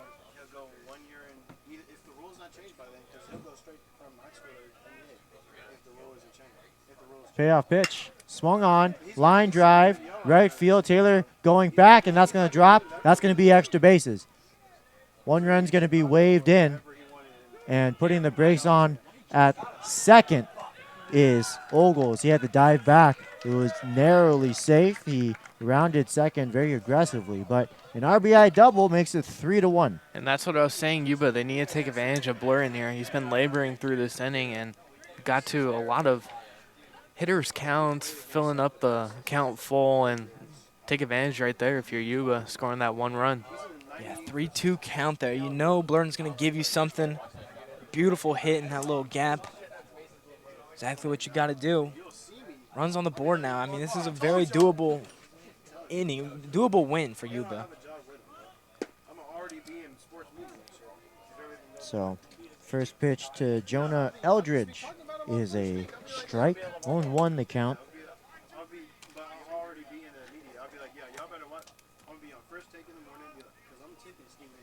Yeah, we'll see what Eldridge can do here. Base hit makes it a 1-run game. Half swing, and looks like the appeal called him safe, so it is a ball. 1 ball, 1 strike. Runner on second with 2 out. Blurton with still 2 runs of insurance, but the tying run is at the plate for Yuba. They kick in the pitch, swung and fouled back. 1-2 now the count with 2 outs. Blurton 1 strike away from getting out of it.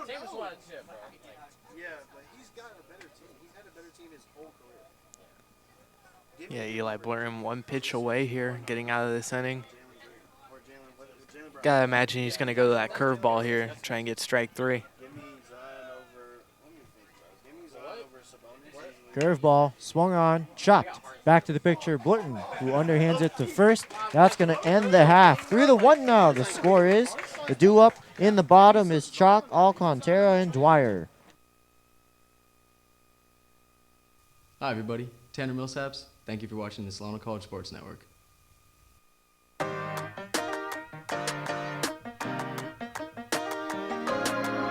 Hello, my name is Adam Ikeda. I'm the Director of Emergency Medical Services at Solano Community College in Fairfield, California. We have 3 classes that we hold each fall and spring semester with approximately 20 student capacity at each of our 3 campuses, which are in Fairfield, Vacaville, and Vallejo. We have an emergency medical responder course. We have an emergency medical technician course and an emergency medical technician refresher course. I'm really enjoying the program so far. We're a little bit over halfway done. We're getting great instruction from our teachers, learning about medical trauma calls. I'm hoping to end up as a paramedic for a fire department here in Fairfield, California. We currently have partnerships with local ambulance providers. They allow our students, our EMT interns, to ride along with them. And there they're able to practice the skills that they've learned in class as far as CPR, trauma assessments, medical assessments. You're going to see a lot of stuff, especially on ride-alongs. Just don't let all the stress and everything get to you. Once you get out into the field, you're going to help someone, whether it's physical or whether it's mentally. It's a great stepping stone to a lot of other allied health professions. We typically get a lot of nursing students, fire technology students, doctoral students. If you're interested in joining, I recommend that you log in, sign up right away as classes do fill. Again, this is just such a great opportunity. If you're interested, feel free to come by to Solano Community College.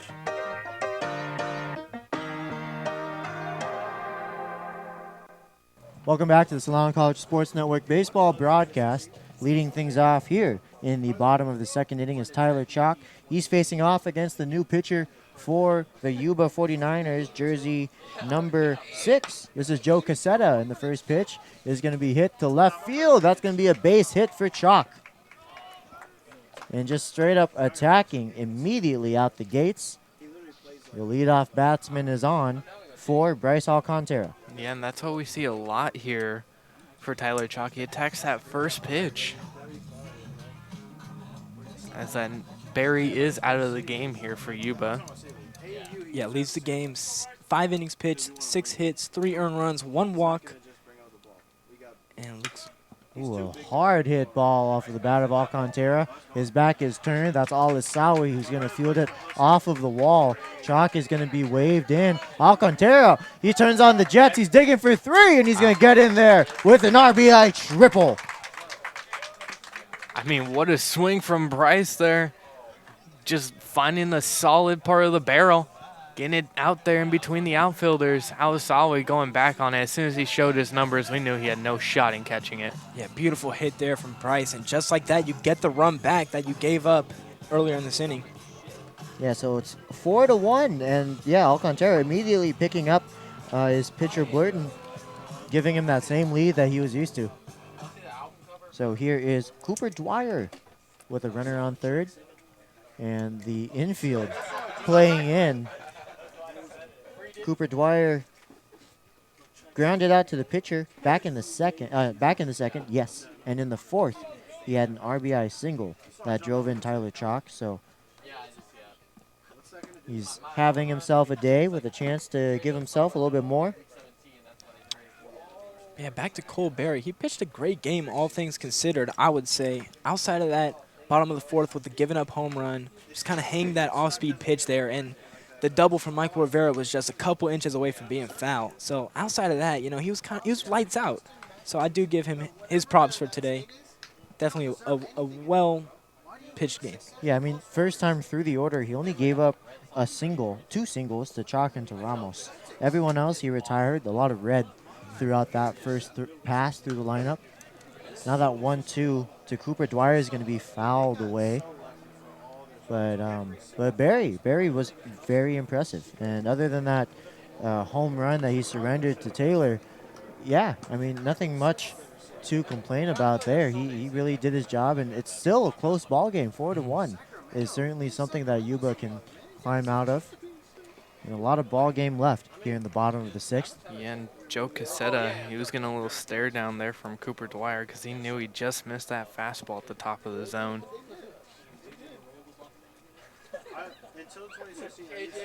So Casetta, he's the freshman from Chico High School. So just a little bit north of Yuba City. Well, I think it's the little northeast of Yuba City. The 3-2 high. Dwyer draws the walk. It's a pair of snake eyes for Rolando Ramos.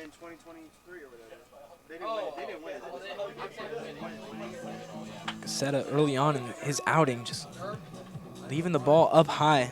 Got to find a way to bring it down, or else this inning could get out of hand for the 49ers. Yeah, you don't want to allow more runs here if you're Yuba. Ramos showing bunt. Yeah, not a bad idea. I mean, so far today, the Falcons have had 4 sacrifice at-bats, either through the fly ball or through the bunt. And actually, it's 3 sacrifice bunts and 1 sacrifice fly ball, so they're doing a great job of playing small ball, especially in a game where they're winning. You know, this is the perfect time to pick up some insurance runs. That way, when you face some adversity later on in the season and you're behind, you need to claw those runs, you're already used to it. Now that ball off of the bat of Ramos is going to be high. This is probably deep enough for Alcantara to tag up. Yes, he does. The throw is going to be cut off by the shortstop. It's now 5-1 off of that sacrifice fly from Ramos. Yeah, just a good at-bat there from Ramos, just doing your job, getting the ball into the outfield so the run can score. And Solano, they boost that lead up to 4 now.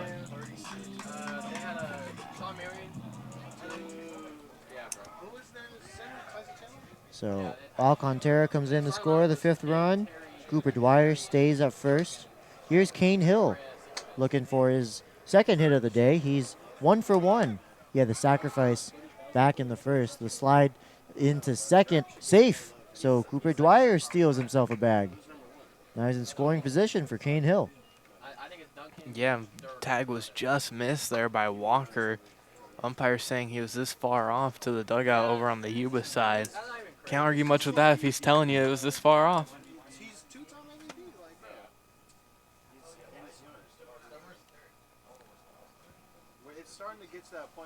The 1-0 to Hill, high, 2-0. Yeah, and Kane Hill showing this patient approach once again here. Just trying to drive in Cooper Dwyer there on 2nd base.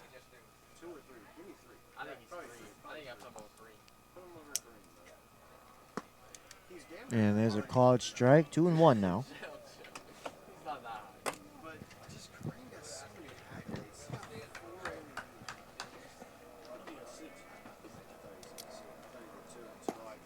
Low in the zone, 3-1. A very patient approach again from Hill. He just shows his knowledge of the strike zone. He's not going to chase anything outside.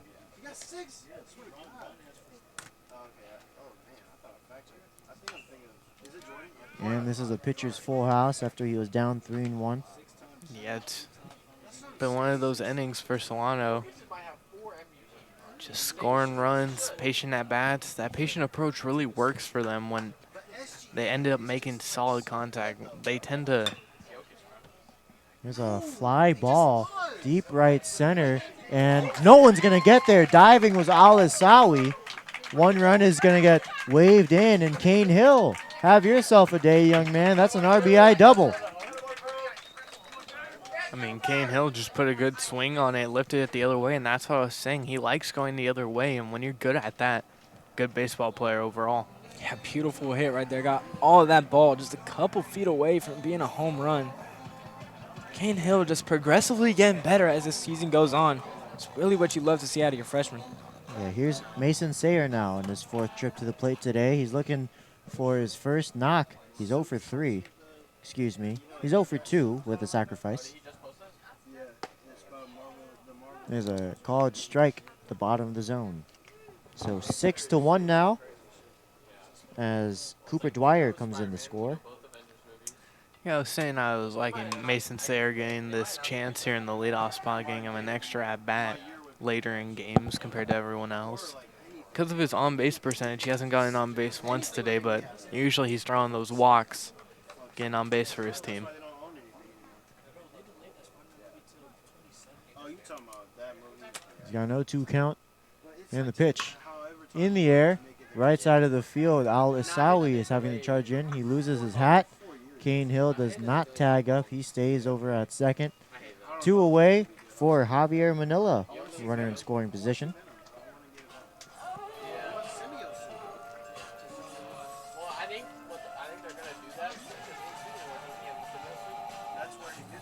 Yeah, Mason's there, not really happy inside of that dugout right now. Just came in, tossed his helmet away. Not too happy with himself today. There's a called strike, 0-1. Understandably so. I mean, you're at the top of the lineup, and some quiet production so far. He hasn't reached base yet this game. Still only the 6th inning. He has a chance to reach maybe later on in the latter half of this game. Latter third, I should say. But Javier Manila himself, I mean, he had a sacrifice bunt back in the 5th. Otherwise, he's quiet. There's a little flare to the shortstop. This looks playable. Hurley is going to end the inning. It is now 6-1 as we head into the top of the 7th. Due up is Hansen, Al-Isawi, and Herrera. Hey everybody, it's Bryce Alcantara. I just want to say thanks for watching the Solano College Sports Network.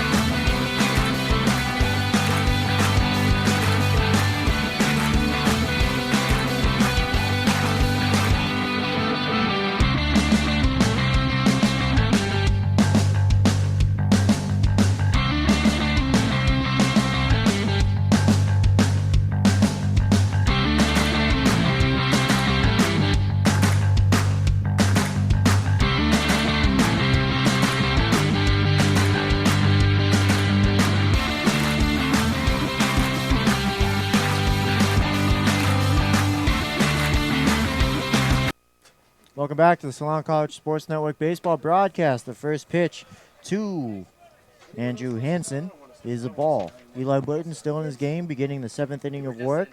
A very masterful outing. He's limited this Yuba offense to just 1 run. He's going to wind, and the 1-0 is swung on and missed. He was underneath that letter-high elevated fastball.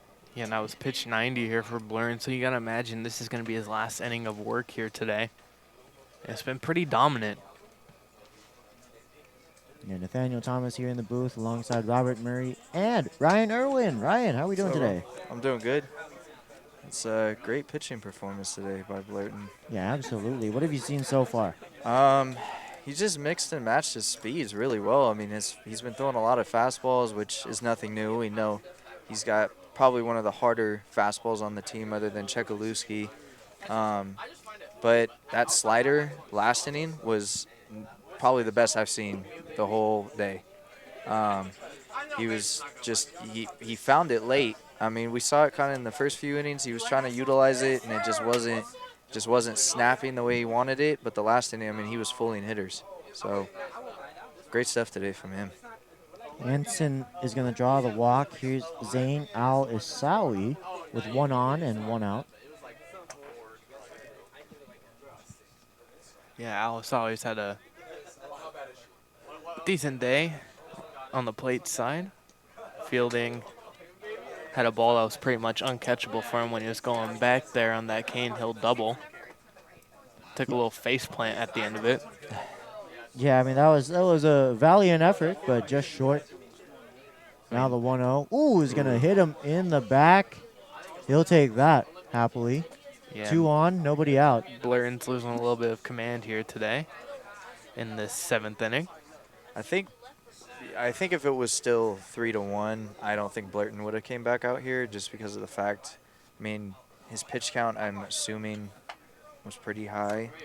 But now that it's 6-1, I'm sure the coach is like, you know what, you've been great today. Just go out there, you know, if you get into trouble, then, you know, we'll pull you out. But I mean, it's 6-1, and he's looked great all day. So yeah, he's definitely going to have a long leash, yeah. you know, Yeah. and some room to toy around. And And I think what they want out of Blurton here is the win is going as deep as you can.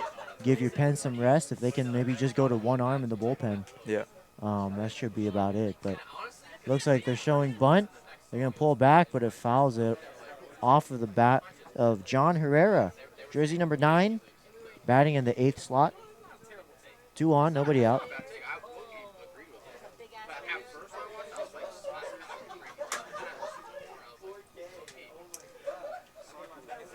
Yeah, Blurton's looked really good. The Solano offense has looked really good too. A big boy fly a couple innings ago. It went over the scoreboard, 422, 105 off the bat. That's not something that you see a lot in this league. Oh, absolutely not. There's a ground ball back to Blurton, and he's going to field it, and Herrera successfully moves both runners into scoring position. So Hansen on third, Al-Asawi on second. Here's Drake Walker with 2 runners in scoring position and only 1 out. Yeah, I can't make out who's down there in the bullpen for Solano right now. But some activity in the pen. Sun's too bright on him over there. Can't make out the numbers with the binoculars. They're also wearing camo jerseys, so, you know, they just sort of disappear out there. Yeah, it's doing its job. That's how you know the jersey design is good. You got kind of patches of blue sky out there with the clouds, so. Oh, yeah, ground ball, the shortstop, Sayer, he has it. The throw to first is in time. 1 run is going to score on that ground out, so it's a ground out RBI for Drake Walker. 6-2 as Nathaniel Hurley, the leadoff batsman, steps to the plate. I mean, 6 strikeouts. I mean, he's walked 3, and I mean, his command has just been really sharp today. It's probably been the best that I've seen the whole season so far. And I think I'm not sure if this is his first start this season, but I think he had 1 start during the preseason, and he looked really sharp then. But this is good for Solano because if you can have a lot, potentially like a 6-man rotation, I mean, you take so much pressure off of your bullpen, and then you have multiple guys that you could just go to whenever. You could switch up the rotation. It doesn't have to necessarily be, okay, this is the ace, and then, you know, but we know Chekaluski's going to be the #1 starter, but everyone underneath him, you can kind of go to anyone.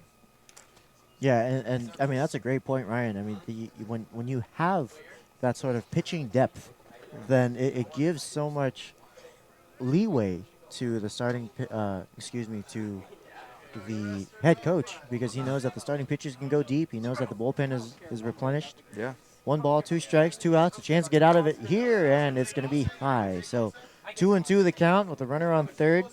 Nathaniel Hurley still trying to cash that runner in. Yeah, that was pitch 102 for Blurton here today. Quite a bit of work here for him today.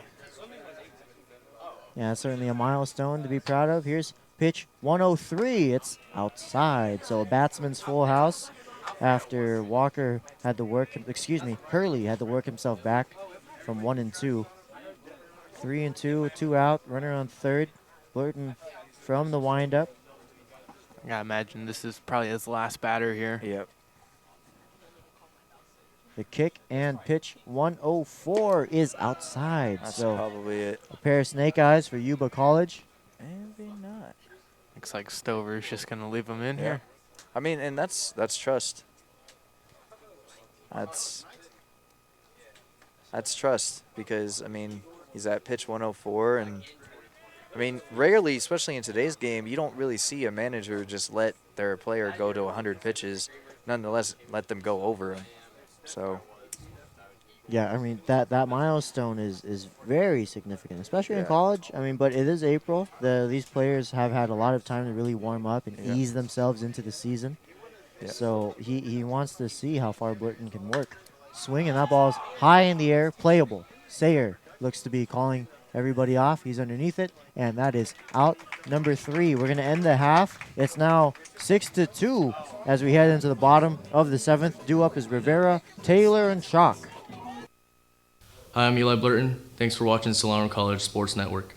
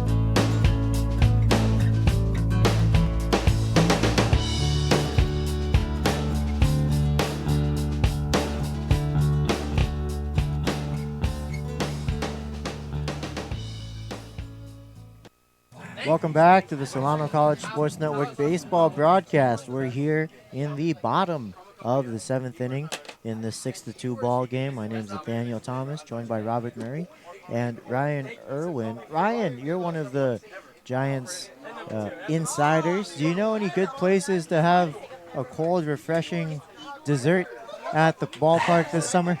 Well, obviously, from besides the Ghirardelli Sundays, which I think that's like the #1 thing everybody goes for. Actually, tomorrow I'm going to the home opener for the Giants. So if there's anyone out there listening that you guys are going to, hope you guys have fun. I hear it's going to be a sellout. Should be pretty fun. I gotta imagine half the people in this area probably don't care about the Giants. They're probably more Oakland fans. Yeah, well, then they're probably not happy about the A's start. Well, I'm just messing around, Being of a course. sack. There's probably a lot more Giants fans in this area. Robert Murray being facetious. Always. You know, Ryan, though, I mean, Ghirardelli is obviously the #1 ice cream spot, but if I'm looking for, maybe some dairy-free alternatives, maybe I'm watching my gluten, who should I go to? Well, there's actually this new brand right now that's made its way into Oracle, and for the Giants, it's called Clamone. They've worked with, I recently am actually going to do a video for them tomorrow. So they hit me up a few weeks ago. They have a lot of dairy-free ice cream. I think you get the pint, or you can get the sandwich, which is the one I'm trying tomorrow. That's the new one. What flavor sandwich?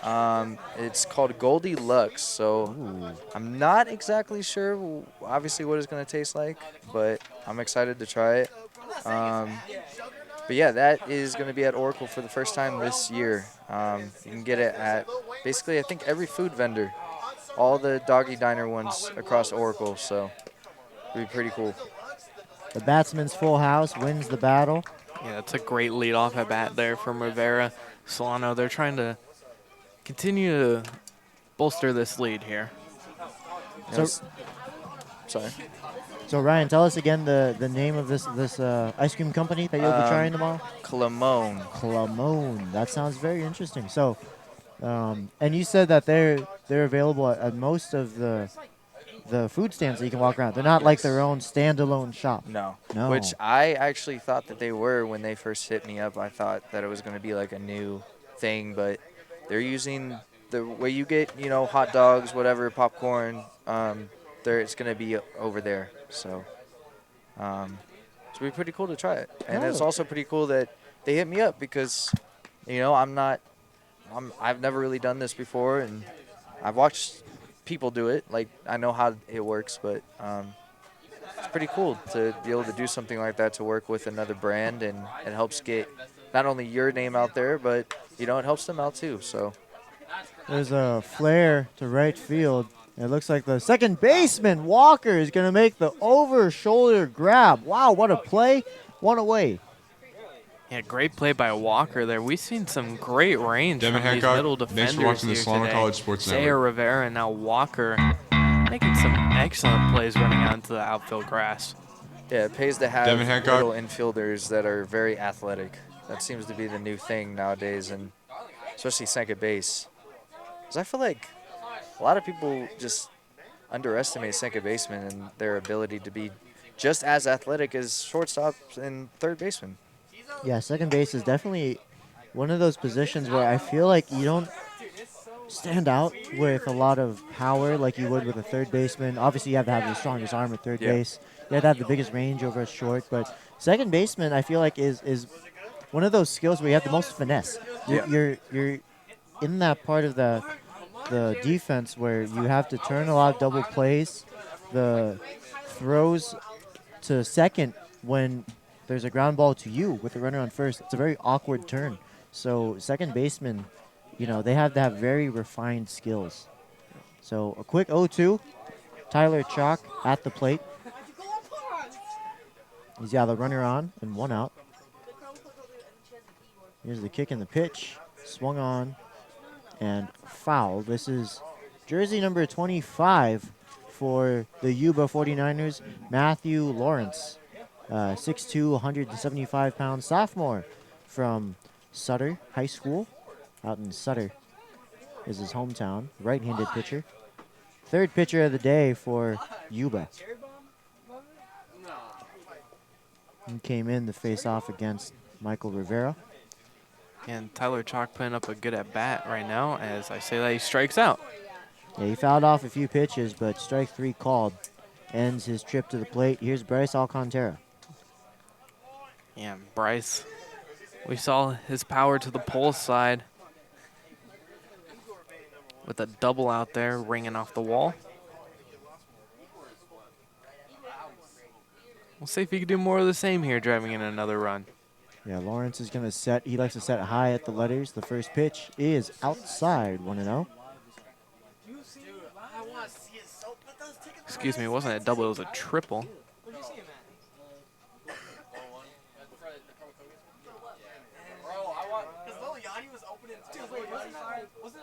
Here's the 1-0. Swung on, ground ball to the first baseman, Herrera. He has it, takes it to first, and that's going to end the bottom of the 7th. The score stays 6-2 as we head into the top of the 8th. Due up is Marino, Ogles, and Eldridge.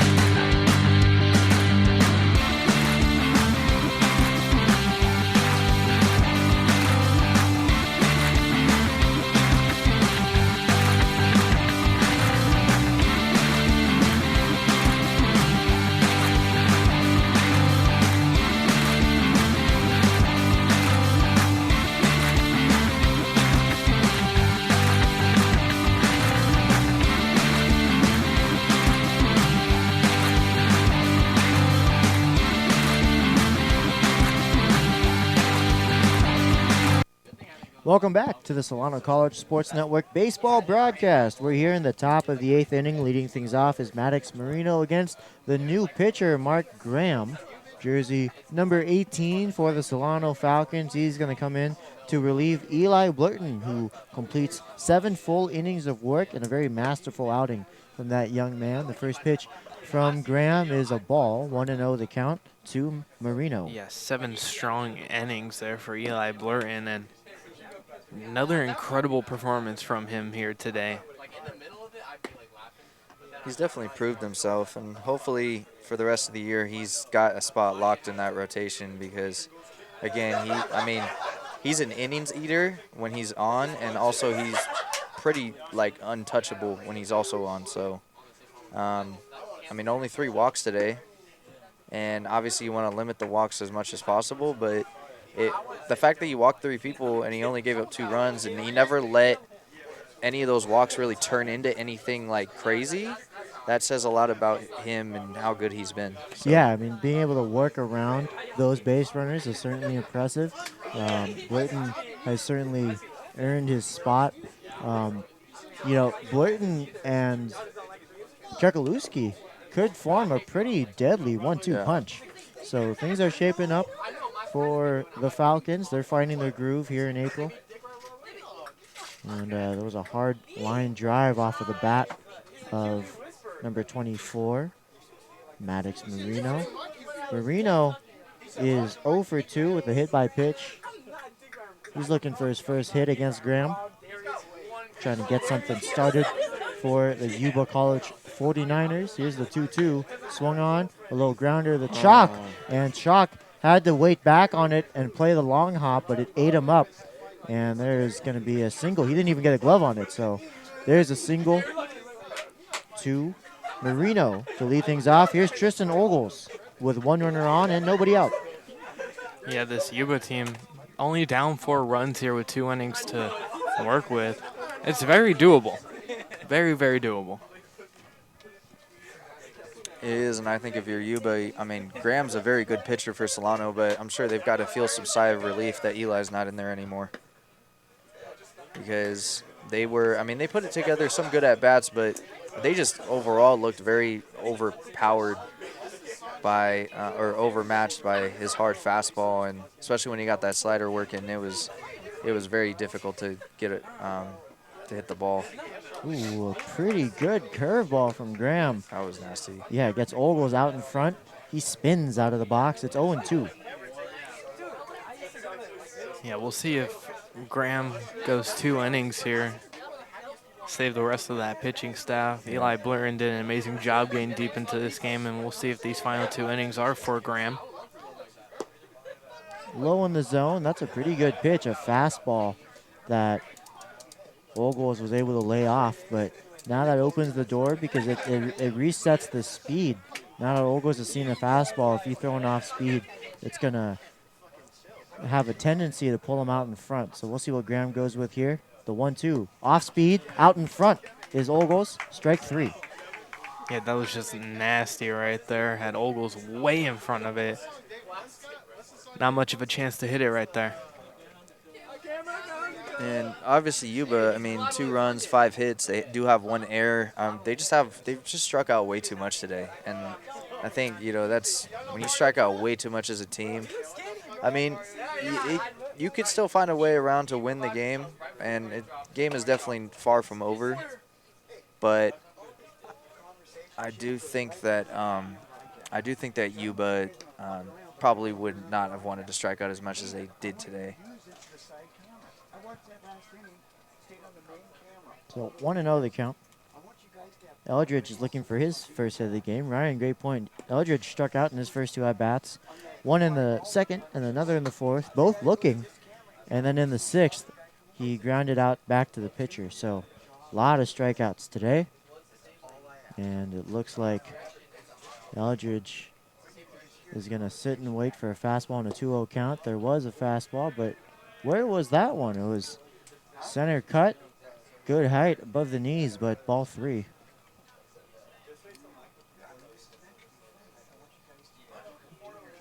Yeah, we'll see. Usually it's Yuba's pitching that gets him out of the game. Today it's been the offense. It's been lackluster. Yeah. Not much going on here in these innings. And can't blame him when Eli Blurton was pitching the way he was. It was a good makeup call from the home plate umpire. It was a fastball at the letters that he called for a strike. So 3-1 now. That'll happen in baseball. You got a makeup call every now and then. Well, umpires got to do their makeup every once in a while. 3-1, low. So Eldridge draws the walk. Here's Andrew Hansen with 2 runners on and only 1 out in the 8th.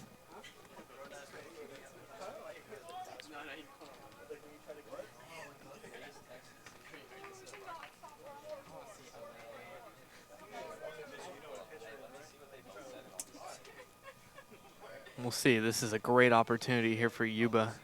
2 runners on. It's been their best opportunity they've had all day. So a left-handed batsman takes strike 1 against the right-handed pitching Graham. Yeah, we'll see what Hansen can do here. Yeah, Hansen grounded out to the third baseman in the 2nd. He had a single in the 4th. and he walked and scored the second run of the game in the seventh. Now he's going to swing at that one and send it foul and out of play. Yeah, I'm sure Hansen would like to find some outfield grass again here. Get his team well within it. We got a big storm cloud heading our way right now off to the left. But all in all, the weather's been pretty good today. I mean, no rain, obviously. It hasn't been too hot. Yeah, this weather's perfect baseball weather. Yeah. And the 0-2 is way upstairs, 1-2 now. Just a bit high. Good job by Kane Hill there, though, getting out of his crouch quickly to make sure that ball didn't get by him. If that umpire was any taller, he probably would have gotten hit. Yeah, Kane Hill is towering over him. Graham sets. And the 1-2 swung on the ground, right side of the field. That's through for a base hit. That's going to load the bases. Stopping at third is Marino. Eldridge is on second. Station to station. Hansen on first. Yeah, you could tell third base coach is making up for his mistakes last time the ball went into right field and Taylor had a chance to throw someone out. Yeah, you learn quickly. Don't run on the right fielder after a play. As spectacular as it was, what was that, in the fourth? Taylor, above average arm, probably one of the best arms in this league. So, all right, well, the infield, no, it looks like the corners are going to be pinched in. The middle infield is pinched together, but they're playing deep. Yeah, anything up the middle is going to be turned to the traditional way. Anything at the corners, you're coming home, preventing that runner from scoring. Upstairs to Zain Al-Isawi, jersey number 26, the starting right fielder. He's got a chance to cash in some runs. I mean, right now, Al-Isawi, I'm sorry, Zain, Al-Isawi represents the tying run. It's 6-2 here in the top of the eighth. Yeah, one swing can tie it here, so Graham's got to be careful. Ground ball foul down to the Falcons bullpen down the third base line. So 2 balls, 1 strike. The wind's blowing out. The sun is shaded by these clouds. Still a clear day otherwise. Partly cloudy. Now the 2-1 swung on and fouled back. So 2-2 now. Yeah. Certainly a strikeout situation for Graham. Zane's certainly seen the ball well here. He's nodding his head at the dugout. He's like, yeah, I saw that one good, boys. Yeah. Turning a double play here would be huge for Solano. With 1 out and get out of this. Yeah, Solano, they do have someone just lightly tossing in the pen. And swing you later. Graham gets out of it. Al-Isawi strikes out. Here's John Herrera with the bases still loaded, but 2 outs now. The Falcons aren't quite out of it yet, but that was the strikeout that Al-Isawi was looking for. That Graham was looking for against Al-Isawi. Yeah, and it's Kambulu up in the pen for Solano right now. First pitch is a called strike against John Herrera. Herrera's 0 for 2 today. He did have a sacrifice bunt back in the 7th. So 3 plate appearances, 1 productive. Nice wraparound breaking ball to start the at-bat. I mean, you're not going to be sitting on that if you're Herrera. Ooh, swing and a miss and a quick 0-2. So Graham carving up the 8th slot hitter. Again, freezing him with that curveball and then throwing some junk low in the zone that he chased after. Now with 0-2, you can really go anywhere here. Yeah, you go fastball high and in. You can go breaking ball low and away. Well, chance to get out of it now. 0-2, 2 out. The bases loaded. The tying run at the plate. Here's the pitch. It's high. He did go to that fastball high. Hey, changing the eye level. I like that waist pitch, though, because then it will set up that curveball here. Yeah, you could go low. You could stay high. You really could do anything right now with this 1 ball, 2 strike count. I got to imagine you're going to tunnel the breaking ball off that pitch. Yeah. Graham sets the kick and the pitch. Curveball low. It's going to get away from Kane. 1 run's going to score. Everyone moves up 90 feet. It's now 6-3. Yeah, Kane Hill's had a few of those today where it's just popping out of his mitt. And you know, he wants to take pride in his defense as he's been working on it all season long. So it's Marino that comes in to score. Eldridge is on third. Hansen's on second. Herrera still in the box with a 2-2 count with 2 on and 2 out. Here in the top of the 8th. Graham kicks the pitch. Little flare right side of the field. The second baseman has it. Rivera is going to end the half. It's now 6-3 as we head into the bottom of the 8th. Due up is Dwyer, Ramos, and Hill. I'm Cooper Dwyer. Thanks for watching Solano College Sports Network. My name is Mark Lancet, and I'm a professor of three-dimensional art here at Solano Community College. I was the founder of the Woodfire program here at the college. This was a great opportunity to talk to artists, to work with artists and talk to them and be with them and enjoy like a nice night with them.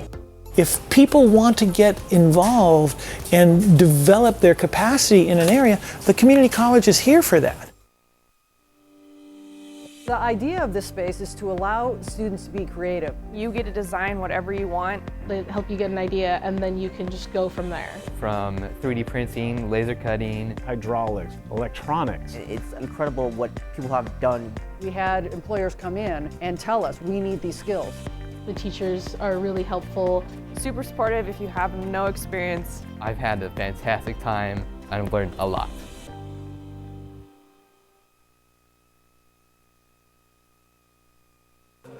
Welcome back to the Solano College Sports Network baseball broadcast. We're here in the bottom of the 8th inning.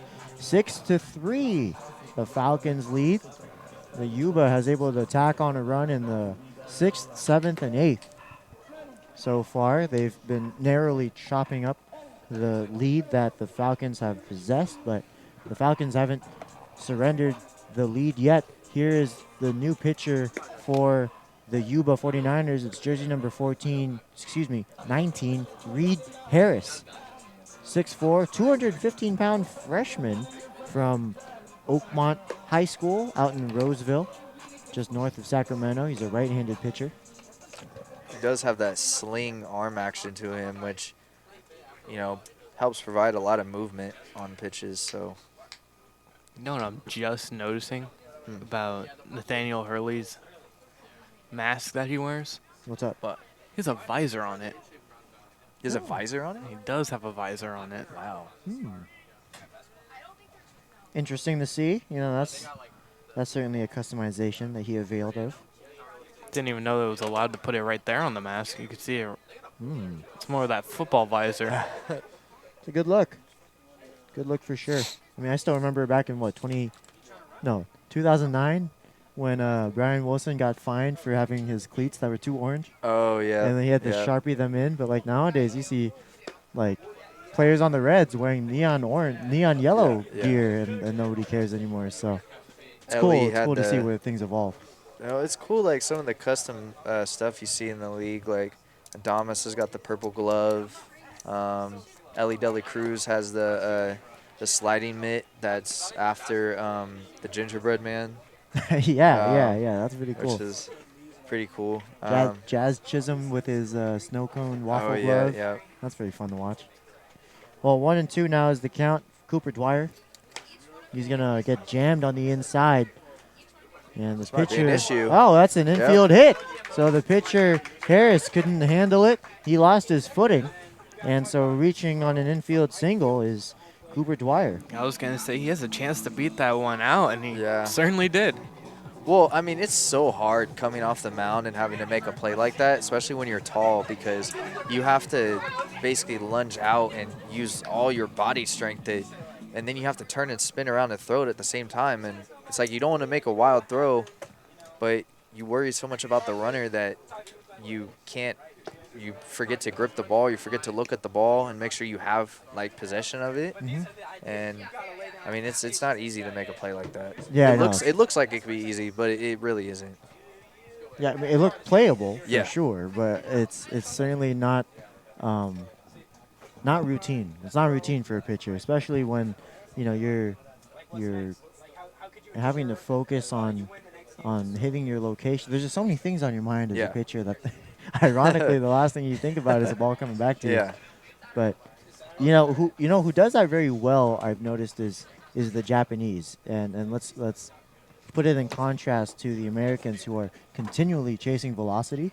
A lot of these follow-throughs are getting more and more just wild. Like, they're literally yeeting the ball. But the Japanese still do a very good job of coming to that fielding position after they follow through. There's a ground ball through the infield. It's a base hit for Rolando Ramos. So he keeps the line moving. That sends Cooper Dwyer to second. Here's Kane Hill with 2 on. Nobody out. Yeah, it looks like Kane Hill's day is going to be done, actually, as it's a pinch hitter, Colmenares. So Colmenares gets his first at-bat here in the 8th inning. It's our first time seeing him this year. Yeah, we'll see what this young man can do. Jersey number 25.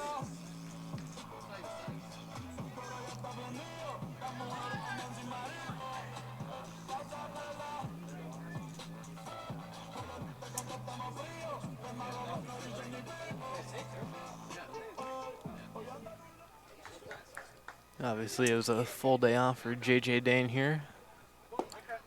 So you gotta love those days off if you're a catcher. I mean, getting off your feet all the time after being on it in a squat for a whole game. It's one of the better feelings in the world. Well, we know he's their star catcher. He's going to be catching probably the majority of these games this year. So having a day off here and there is, you gotta, it's gotta feel good. Yeah, and Colmenares is the 3rd string catcher, so he'll hopefully get some looks towards the end of this game. Ooh, good stop. The throw over to third. Safe! Wow, so it was a ball in the dirt that the catcher Hurley had to dive for. He literally backhanded the pitch almost as if he was a shortstop and the ball was coming off of the bat. I don't know how he caught that. And he still got a throw down to third.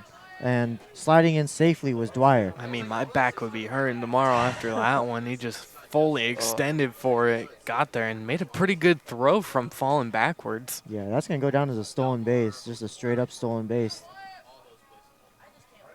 Colmenares is the 3rd string catcher, so we'll get to see what this young man does. He's a freshman from Sonoma, with the Sonoma Valley High School. 5'10", 205 pounds, very well-built young man, as all catchers should be. Nobody out, 2 on, both in scoring position. Chance for him to cash him in. That one's in the air. Count stays 2-2. But the infield's playing in.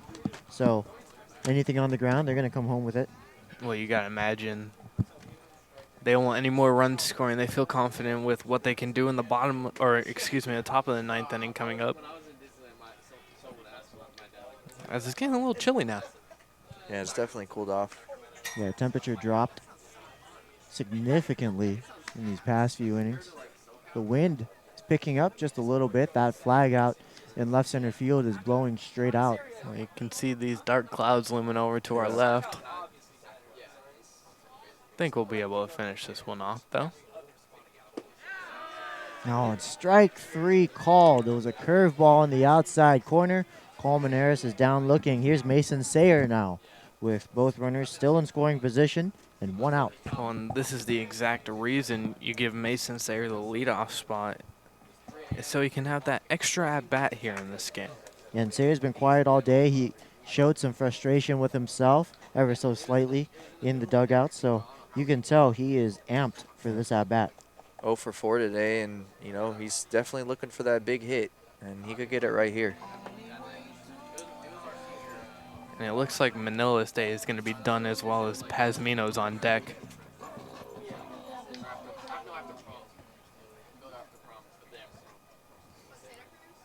Harris sets.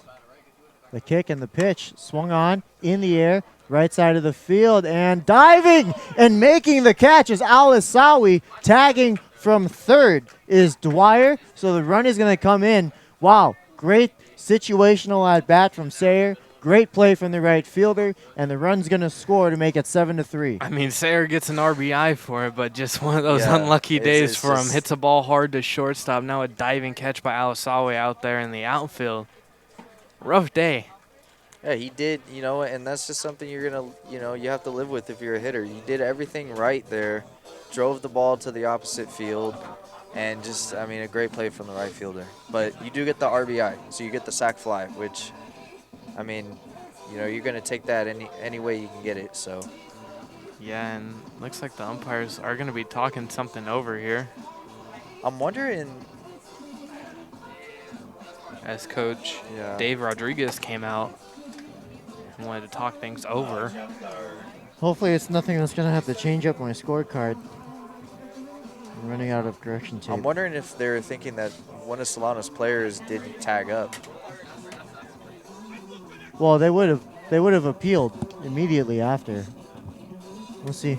The manager's arguing about something, so.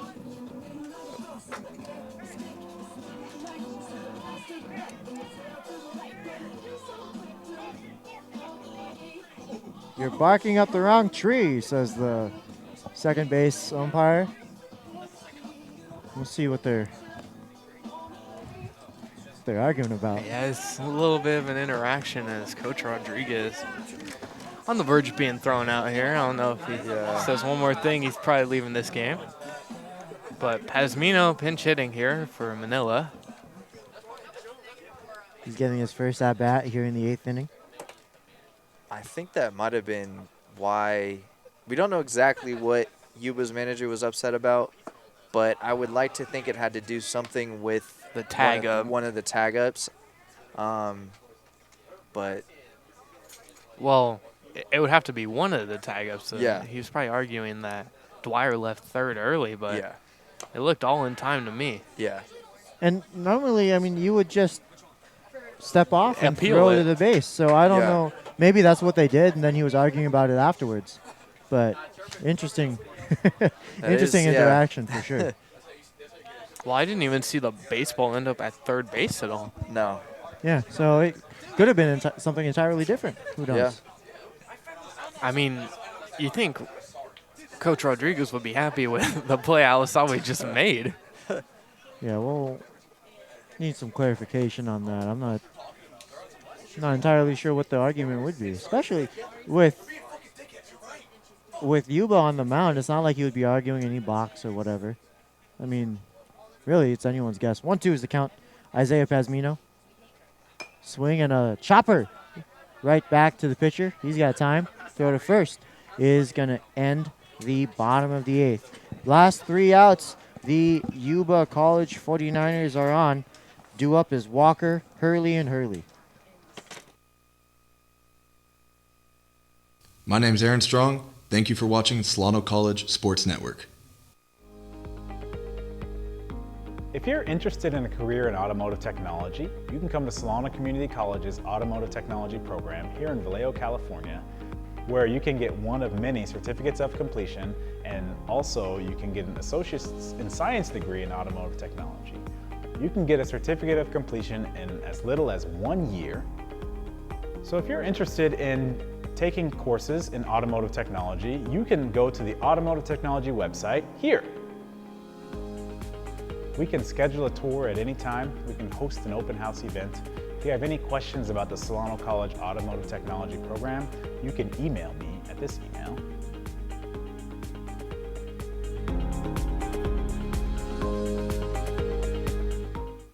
Welcome back to the Solano College Sports Network baseball broadcast. We're down to the last 3 outs of this game, possibly, if the Yuba College 49ers fail to put up any more runs. 7-3, the Falcons lead on a very dominating performance so far on the mound and in the box. Well, it looks like we lied. It looks like J.J. Dane is going to catch the rest of this game. Yeah, as a catcher, you don't want to sit out the whole game. Get some looks in the last inning just to carry on into your next outing. So we did find out during intermission that the reason why the manager for Yuba was really upset with the umpire was because I guess, the umpires were not looking at the tag up at third, which is what Yuba was contesting. They thought that the runner at third didn't stay on the bag and didn't tag up right away, or left too early, and the umpires were looking at the catch in right field. So that was the mix-up that almost got the Yuba manager ejected from the game. So. But hey, you know what? He was probably trying to get ejected in the game where it's 7-4 in the last few. Just get ejected, fire up your team. Yeah. Honestly, like Bobby, if I were a manager, I'd go Bobby Cox route. I just try to set the record for the most ejections. Well, and if you get thrown out and you do something for your team like that, it could spark a rally. It can make a team get energized. And I think the way Yuba has been playing today, and they've scored 3 runs. In the last 3 innings, they've got 1 run each inning. But, I mean, they can kind of use any energy that they can get at this point. Yeah, I mean, I like to say it in jest where, well, if it's a big blowout game, and I'll joke around that they're only 2.5 grand slams out of it. But realistically, it's 7-3. Yeah. And 4 runs in an inning is certainly manageable. But, on the mound right now is jersey number 24. He's looking to prevent that. Nick Kambulu looking to close out this game and get the save. Now the ground ball to the shortstop, Sayer. He handles it. Throw across the diamond is in time. 1 away. Ooh. And watch out, Walker. He lost his footing after stepping out first. That's going in the blooper reel. That'll happen sometimes. Yeah, every now and then. Yeah, every ball player eats dirt for breakfast.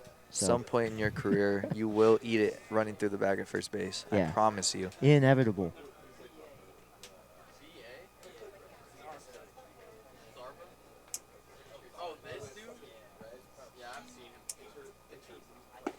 Pitch called strike to the leadoff batsman, Nathaniel Hurley. Of course, I would take doing that than running into the first baseman.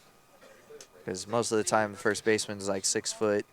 They weigh like 220, 230. They're just a brick wall. You do not want to run into that.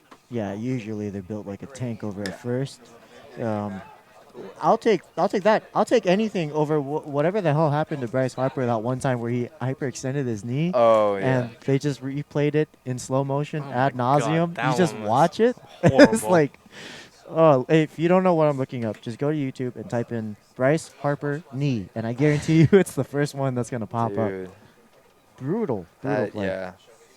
I mean, yeah, it's just so dangerous after sprinting out 1 towards first. Feels like that's where all the hyperextensions really happen. Line drive to right field. That's going to get down for a base hit. Extra bases for sure, as Taylor's going to have to play it off the wall. And a stand-up double for Nathaniel Hurley. They might be trying to get something started here in the top of the 9th. They're down by 4. Here is Samuel Hurley trying to knock in his brother.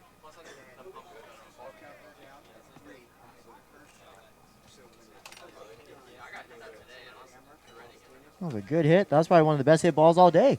Yeah. For the Yuba 49ers. Down the right field line. The kick and the pitch to Samuel Hurley is a called strike. 0-1 to start things off. Yeah, we'll see what Sam can do here. If he can follow up a double just like his brother.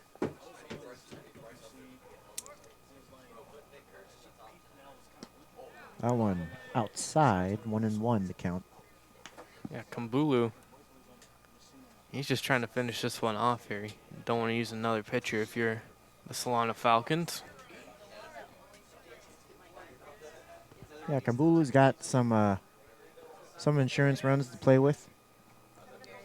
Here's the 1-1. Swung on and missed. 1-2. The best thing to do is to just relax and, don't even worry about the runner at second. Just, you're up 7-3. Just, focus on getting the next 2 outs and sending the Falcons home. He's 1 pitch away from the second out. 1 ball, 2 strikes. Here it is. Outside. 2-2 on a curveball. That was in the left-handed batter's box. Righty on righty matchup. Kambulu versus Samuel Hurley. Hurley, the second slot hitting jersey number 14. the starting shortstop. In his last at-bat of the day, 2-2. Here it is, inside batsman's full house. After trailing 1-2, he worked it full. Kambulu trying to fight the momentum and regain control of this at-bat. Yeah, it's been good at-bats here ever since Blurton has left the game. Here's the payoff pitch. Chopper, third baseman Chalk has it. The throw across the diamonds high. It brings Alcantara off a little bit, but the out is still made. Alcantara with some good reach. A productive out, though, from Hurley as Nathaniel moves over to third base. But Yuba City down to their last out. Maddox Marino, the third slot hitter, is at the plate.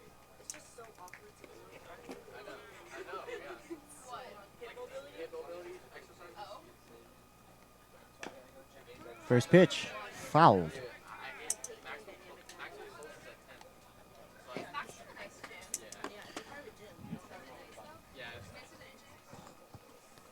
Yeah, we'll see. Final out here for Yuba. If they make any magical things happen.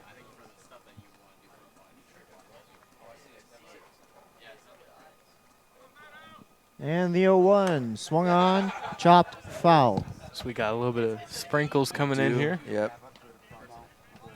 We do have a little bit of rain. That storm cloud that I was talking about earlier that was coming in from the left side. Oh yeah, you could see it coming in. Yep. Yeah, you can smell the rain too. Rain smells good. It does. It's the word is petrichor. The smell of rain. 0-2, Kambulu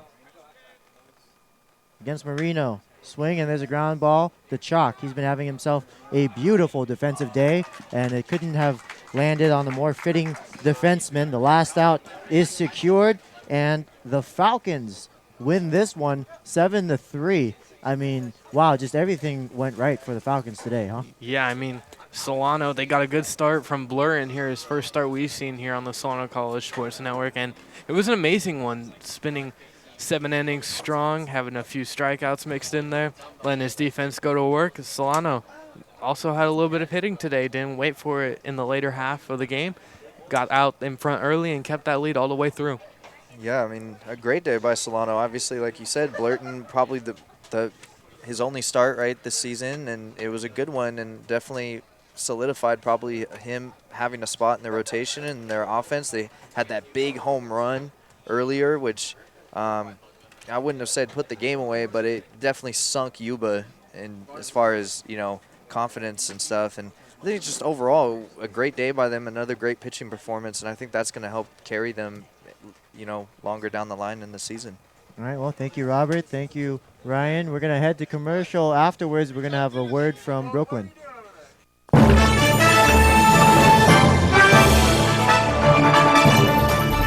The exponential growth from the program from my first year to my third year now, that's what keeps me coming back and keeps me excited and just like fulfills me as a person. It's so impressive, and we every time we walk in here, you guys are doing something different. It's great. It's nothing but opportunities here, and we have sports to cover, we have the equipment. Because the more ambitious you are, the more opportunities you'll have. On-the-job training is huge. Get the hands-on experience. When someone asks who can do it, you know, you can raise your hand and say, I can do it, so. Joining the class was the best decision I ever made.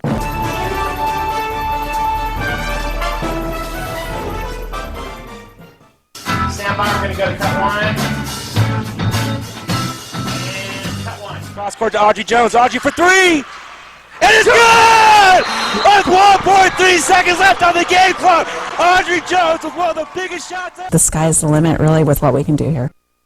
Brooklyn Gonzalez here with your player of the game, Cameron Taylor. First of all, great game today. What went through your head whenever you made that home run? I was just trying to get my bat head out front and honestly just have fun. That was my biggest thing today, and it worked out.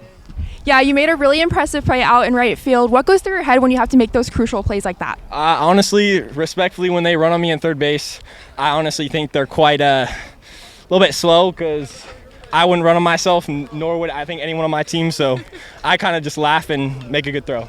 Yeah, that's a great mindset. So how are you going to take this momentum from this game to finish out the series on Saturday? I think we're gonna pitch well. We're gonna do the little things right, and honestly, we've been having a lot of fun recently with our new cellies and everything. And I think we're just gonna keep going. Yeah, well, thank you so much for your time and great game today. Yeah, thank you. You too. I'm Brooklyn Gonzalez, Nathan, back to you. Thank you, Brooklyn. I mean, yeah, you can tell that this team is having a ton of fun. It's you saw them before the game. They were dancing around and enjoying themselves, and really you could tell that this is a fun brand of baseball. Yeah, they're having more fun ever since Coach Stover said they were relaxing it. They've won 2 straight games now, and it's working quite well for Solano. Yeah, they've been really good as of late, and like I said, if the pitching and defense, you're going to go as far as your pitching and defense takes you. Offense is, if you have a great offense, that's going to come and go, but pitching and defense is what's going to win you games and ultimately win you championships. So, yeah, I think they did really great, and hopefully they continue it. All right, well, couldn't have asked for a better game of baseball. It ends right on time as the rain starts to downpour. Join us for our next broadcast, but until then, my name is Nathaniel Thomas, and thank you for tuning in.